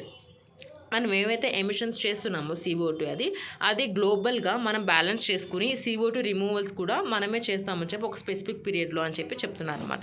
Next వచ్చేసి state of climate action report. దీన్ని ఎవరు రిలీజ్ చేస్తారంటే క్లైమేట్ యాక్షన్ ట్రాకర్ అనేది రిలీజ్ చేస్తుంది. ఇదేంటిది ఒక ఇండిపెండెంట్ అనలిటిక్ గ్రూప్ అంట. కాంప్రమైజింగ్ క్లైమేట్ అనలిటిక్స్ కానీ ఇంకా న్యూ క్లైమేట్ ఇన్స్టిట్యూట్, ఇంకా ఏంటంటే the United nations high level climate change champions, world resource institute and others వీళ్ళందరూ కలిపి అయితే రిలీజ్ చేస్తారనమాట. ఒకటి climate action tracker, United nation high level climate change champions, world resource institute and others అందరు కలిసి అయితే ఈ రిపోర్ట్ని అయితే రిలీజ్ చేస్తారు. మెయిన్గా ఏంటంటే ఒక అసెస్మెంట్ గ్లోబల్ గ్యాప్ అనేది కాంప్రహెన్సివ్గా ప్రొవైడ్ చేస్తారనమాట. Provides A comprehensive assessment for the global gap in the climate action across the world highest emitting system.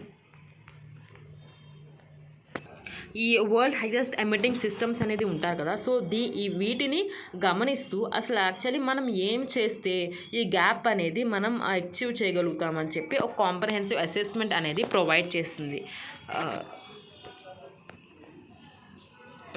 Next వచ్చేసి క్లైమేట్ ట్రాన్స్పరెన్సీ రిపోర్ట్. ఈ క్లైమేట్ ట్రాన్స్పరెన్సీ రిమోట్ని ఎవరు రిలీజ్ చేస్తారంటే క్లైమేట్ ట్రాన్స్పరెన్సీ అనేది release చేస్తుంది. ఇదేంటంటే ఇది ఒక global partnership with a shared mission to stimulate a race to the top in climate action in G20 countries through enhanced transparency. అంటే ఇప్పుడు మామూలుగా మెయిన్గా ఏంటంటే G20 కంట్రీస్ కాంట్రిబ్యూషన్ క్లైమేట్ యాక్షన్తో ఏముందో మెయిన్గా అనేది ఈ ట్రాన్స్పరెన్సీ తీసుకొస్తుంది అనమాట ఈ రిపోర్ట్. మెయిన్గా కీ హైలైట్స్ ఏంటంటే G20 మెంబర్స్ ఉన్నారు కదా, ఆ మెంబర్స్లో మొత్తం ఇప్పుడు 3/4 అనేది గ్లోబల్ ఎమిషన్స్ అన్నీ ఈ G20 మెంబర్స్ నుంచే వస్తున్నాయి. మళ్ళీ ఏంటంటే G20లో 6 మెంబర్స్ అనేది ఇంక్లూడింగ్ ఇండియా కూడా ఈ గ్లోబల్ మీథేన్ ప్లెడ్జ్ అనేది సైన్ అయితే చేయలేదన్నమాట.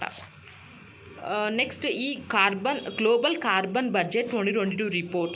ఈ రిపోర్ట్ ఎవరు రిలీజ్ చేస్తారంటే గ్లోబల్ కార్బన్ ప్రాజెక్ట్ అనేది రిలీజ్ చేస్తుంది. సో ఇది ఎప్పుడు ఎస్టాబ్లిష్ చేశారంటే 2001లో అయితే ఎస్టాబ్లిష్ చేశారు. మళ్ళీ GCP అనేది partnership international geosphere biosphere programme, international human dimensions programme and global environmental change, world climate research programme and diversities. So వీటన్నిటితో అయితే పార్ట్నర్షిప్ అయితే ఉంది. ఇది partnership of inter governmental and NGO integrated biodiversity science. మెయిన్గా ఏంటంటే ఇప్పుడు complete picture అనేది global carbon cycle ఉంది కదా, కార్బన్ సైకిల్ గ్లోబల్గా ఎలా ఉందో కంప్లీట్ పిక్చర్ అనేది డెవలప్ చేయడానికి ఇది మెయిన్ ఎయిమ్ అనమాట. నార్మల్గా ఇప్పుడు హైలైట్స్ ఏంటంటే ఈ రిపోర్ట్లో ఈ గ్లోబల్ CO2 కాన్సన్ట్రేషన్స్ ఉన్నాయి కదా, ఒక న్యూ రికార్డ్ అనేది సెట్ చేసిందని చెప్తున్నారు. అండ్ ఇంకోటి ఏంటి అట్మాస్ఫిరిక్ CO2 కాన్సన్ట్రేషన్స్ ఉంటాయి కదా, ఇప్పుడు 51% అబౌవ్ ప్రీ ఇండస్ట్రియల్ లెవెల్స్ అయితే అయిందనమాట. నెక్స్ట్ ఈ CO2 ఎమిషన్స్ అనేవి ఏం ప్రొజెక్ట్ చేశారంటే ఈ చైనాలో, యూరోపియన్ యూనియన్లో డిక్రీజ్ అయినాయి, కానీ ఇంకా USA ఇండియాలో అయితే ఇంక్రీజ్ అయింది, ఇంకా మిగతా వరల్డ్లో కూడా ఇంక్రీజ్ అయింది అని చెప్తున్నారు అనమాట. మెయిన్గా ప్రొజెక్ట్ చేశారు. CO2 ఎమిషన్స్ అనేది మెయిన్గా చైనాలో, యూరోపియన్లో అయితే తగ్గినాయి, యూరోపియన్ యూనియన్లో అయితే తగ్గిందంట, ఇంకా USA ఇండియాలో ఇంకా రెస్ట్ ఆఫ్ ది వరల్డ్ అయితే పెరిగింది అని చెప్తున్నారు. నెక్స్ట్ వచ్చేసి క్లైమేట్ చేంజ్ పర్ఫార్మెన్స్ ఇండెక్స్ 2023. ఈ CCPI ఎవరు రిలీజ్ చేస్తారంటే ఇది German watch, new climate institute and climate action network. So వీళ్ళు ముగ్గురు కలిసి అయితే రిలీజ్ చేస్తారు. అండ్ మొత్తం ఎన్ని కంట్రీస్ ఇవాల్యుయేట్ చేస్తారంటే 59 కంట్రీస్ని, ఇంకా యూరోపియన్ యూనియన్ అయితే చేస్తారు. ఈవెన్ 59 కంట్రీస్లో ఇండియా కూడా ఉంది అనమాట. మెయిన్గా 4 కేటగిరీస్ అయితే చూస్తారన్నమాట వీళ్ళు. ఒకటి green house gases emissions, renewable energy use and climate policy. So ఈ 4 కేటగిరీస్ అయితే చూస్తారు. ఇంకా ఏంటంటే వీళ్ళు ప్యారిస్ అగ్రిమెంట్లో ఏమైతే అగ్రిమెంట్ చేసుకున్నామో అది ఇంప్లిమెంట్ చేస్తున్నారా లేదా అని ట్రాకింగ్ కూడా చేస్తుంది అనమాట అన్ని కంట్రీస్ని. మెయిన్గా ఈ రిపోర్ట్ వల్ల ఫైండింగ్స్ ఏంటంటే ఈ ఫస్ట్ 3 ప్లేసెస్ ఎంటీగా లెఫ్ట్ చేశారనమాట. అంటే ఇప్పుడు no country performed well enough in all indexes category. ఈ కేటగిరీస్ ఉన్నాయి కదా, ఈ కేటగిరీస్లో ఏ ఒక్క కంట్రీ కూడా మంచిగా అయితే పర్ఫామ్ చేయలేదు. సో అందుకే ఈ ఫస్ట్ 3 ప్లేసెస్ని అయితే ఎంటీగా చేసేసారు. డెన్మార్క్ అనేది 4th ప్లేస్లో ఉంది, ఇండియా అనేది 8th ర్యాంక్లో అయితే ఉందన్నమాట.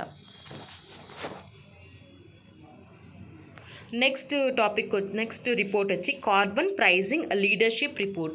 ఈ రిపోర్ట్ అనేది secretariat of carbon pricing leadership coalition అయితే రిలీజ్ చేసింది. ఈ CPAలో ఏంటంటే ఇది ఒక వాలంటరీ ఇనిషియేటివ్ అనమాట. అంటే ఇప్పుడు అందరి లీడర్స్ అన్ని గవర్నమెంట్ లీడర్స్ని ఒక్క చోటకి తీసుకొచ్చి మెయిన్గా ఏంటంటే ఇప్పుడు ఈ గవర్నమెంట్ లీడర్స్ కానీ, మళ్ళీ బిజినెసెస్ లీడర్స్ కానీ, మళ్ళీ సివిల్ సొసైటీ, అకాడమియా, వీళ్ళందరినీ కలిపి ఒక చోటకు తీసుకొచ్చి ఈ మనం కార్బన్ ప్రైజింగ్ గురించి కార్బన్ ప్రైజింగ్ ఒక టూల్గా యాక్సలరేట్ చేయడం గురించి వీటన్నిటికీ మాట్లాడుకుంటారు అన్నమాట, డిస్కస్ చేసుకుంటారు.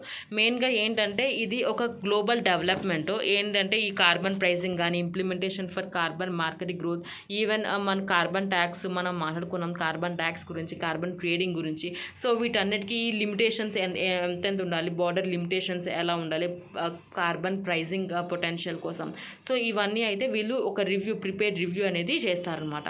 నెక్స్ట్ మెయిన్గా ఈ రిపోర్ట్ వల్ల ఫైండింగ్స్ ఏంటంటే ఇంకా 4% less than 4% global emissions are currently covered by a carbon price with a range needed by 2030 to meet Paris Agreement temperature goals. అంటే ఇప్పుడు మనమైతే కార్బన్ ట్యాక్స్ అవన్నీ చేస్తున్నాం కానీ అంత ఎఫెక్టివ్గా లేదు, ఇంకా 4% లెస్గానే ఉంది అని చెప్తున్నారు. అంటే స్లోగా అయితే దీని గురించి కూడా ఈ కార్బన్ ప్రైస్ అనేది మనం ఈ ప్యారిస్ అగ్రిమెంట్ని టెంపరేచర్ గోల్స్ని మీట్ చేయాలంటే ఈ కార్బన్ ప్రైస్ గురించి మెకానిజం గురించి ఇంప్లిమెంటేషన్స్ గురించి ఒక్కసారి అయితే చూడాలని చెప్పారు రిపోర్ట్లో అయితే చెప్పారనమాట. నెక్స్ట్ వచ్చేసి వరల్డ్ హెరిటేజ్ గ్లేషియర్స్ రిపోర్ట్. ఈ రిపోర్ట్ అనేది జాయింట్లీ యునెస్కోను అండ్ IUCN అయితే కలిపి రిలీజ్ చేస్తారు. యునెస్కో అండ్ IUCN అంటే international union for conservation of nature and natural resources. మెయిన్గా ఫైండింగ్స్ ఏంటంటే ఇప్పుడు 2050 కల్లా 1/3 గ్లేషియర్స్ అనేది మన వరల్డ్ హెరిటేజ్ సైట్స్లో ఉన్నాయి కదా. సో ఆ గ్లేషియర్స్ అని 1/3 అనేవి 2050 కల్లా డిసప్పేర్ అయిపోతాయని చెప్తున్నారు. నెక్స్ట్ ఈ గ్లేషియర్స్ అనేది 50 సైట్స్లో అయితే యునెస్కోలో glaciers identified in 50 sites on UNESCO World Heritage List. UNESCO World Heritage Listలో గ్లేషియర్స్ అనేది 50 సైట్స్ అయితే ఉన్నాయన్నమాట. మెయిన్గా ఇవైతే గ్లేషియర్స్ మన ఇండియాలో ఉన్న గ్లేషియర్స్ ఏంటంటే నోటిఫై చేసింది. గ్లేషియర్స్ ఇన్ ఇండియా అనమాట. సియాచన్ గ్లేషియర్, చోటా సియాచన్ గ్లేషియర్ ఏమో లడాఖ్లో ఉంది. నెక్స్ట్ ఈ చోటా షిగ్రీ గ్లేషియర్ హిమాచల్ ప్రదేశ్. ఈ యూకేలేమో Gangotri Chaukhamba area, Kamet area, Nanda Devi area. Next ఈ సిక్కింలో అంటే కాంచన్జంగా ఏరియా. ఇవన్నీ గ్లేషియర్స్ అనమాట. నెక్స్ట్ వచ్చేసి ఈ రిపోర్ట్ లాస్ట్ రిపోర్ట్. నెక్స్ట్ వచ్చేసి finance for climate action scaling up investment for climate and development report.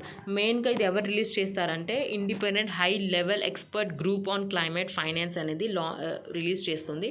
ఇది ఎప్పుడు లాంచ్ చేశారంటే 2021లోనే లాంచ్ చేశారు రీసెంట్గా. COP26, 27 ప్రెసిడెన్సీస్ అయ్యాక and COP26 and COP27 presidencies and UN climate change high level champions అయితే launch చేశారు. ఇది మామూలుగా మెయిన్గా స్టేటస్ ఏముందంటే CFకి అంటే క్లైమేట్ ఫైనాన్స్కి ఈ 90% ఆఫ్ ది టోటల్ CF అనేది ఈ మిటిగేషన్ యాక్టివిటీస్కి టార్గెట్ అయితే చేస్తుంది. నెక్స్ట్ ఈ మోస్ట్ CF క్లైమేట్ ఫైనాన్స్ అనేది అంటే మెయిన్గా ఏంటంటే ఈ CFs ఏంటంటే మోస్ట్లీ డెప్స్ అనేది రైజ్ చేస్తుంది అనమాట. అండ్ ఇంకోటి ఏంటంటే 16% అనేది లో కాస్ట్ ఉంది, మిగతా పర్సెంటేజ్ అనేది మొత్తం హై కాస్ట్ అనే ఉంది. ఈ మోస్ట్ ఫైనాన్సింగ్ ఏంటంటే వాళ్ళ కంట్రీస్లోనే వాళ్ళ కంట్రీ ఆరిజిన్లోనే అయితే చేస్తున్నారు అనమాట. మోస్ట్ ఫైనాన్సింగ్ అనేది వేరే కంట్రీస్కి అయితే ఇవ్వట్లేదు. And next emerging markets and developing economies ఏంటంటే ఎక్సెప్ట్ చైనాని వదిలేసి మిగతా 2 ట్రిలియన్ పర్ ఇయర్ అయితే కావాల్సి వస్తుంది 2030 కల్లా మనం ఈ అచీవ్ అయితే చేయాలంటే, ఈ స్కేల్ అప్ చేయాలంటే క్లైమేట్ చేంజ్ని. సో అది ఈ వీడియో. ఇది మొత్తం ఇండైసెస్ ఎన్విరాన్మెంట్కి సంబంధించి ఒక్కసారి అయితే మనకి ఏమేమి రిపోర్ట్స్ ఎవరెవరు రిలీజ్ చేస్తున్నారో చాలా ఇంపార్టెంట్ అండి, చాలా important. Thank you so much for watching and please subscribe to my channel అయితే సబ్స్క్రైబ్ చేసుకోండి. మళ్ళీ వేరే వీడియోలో కలుద్దాం. Thank you.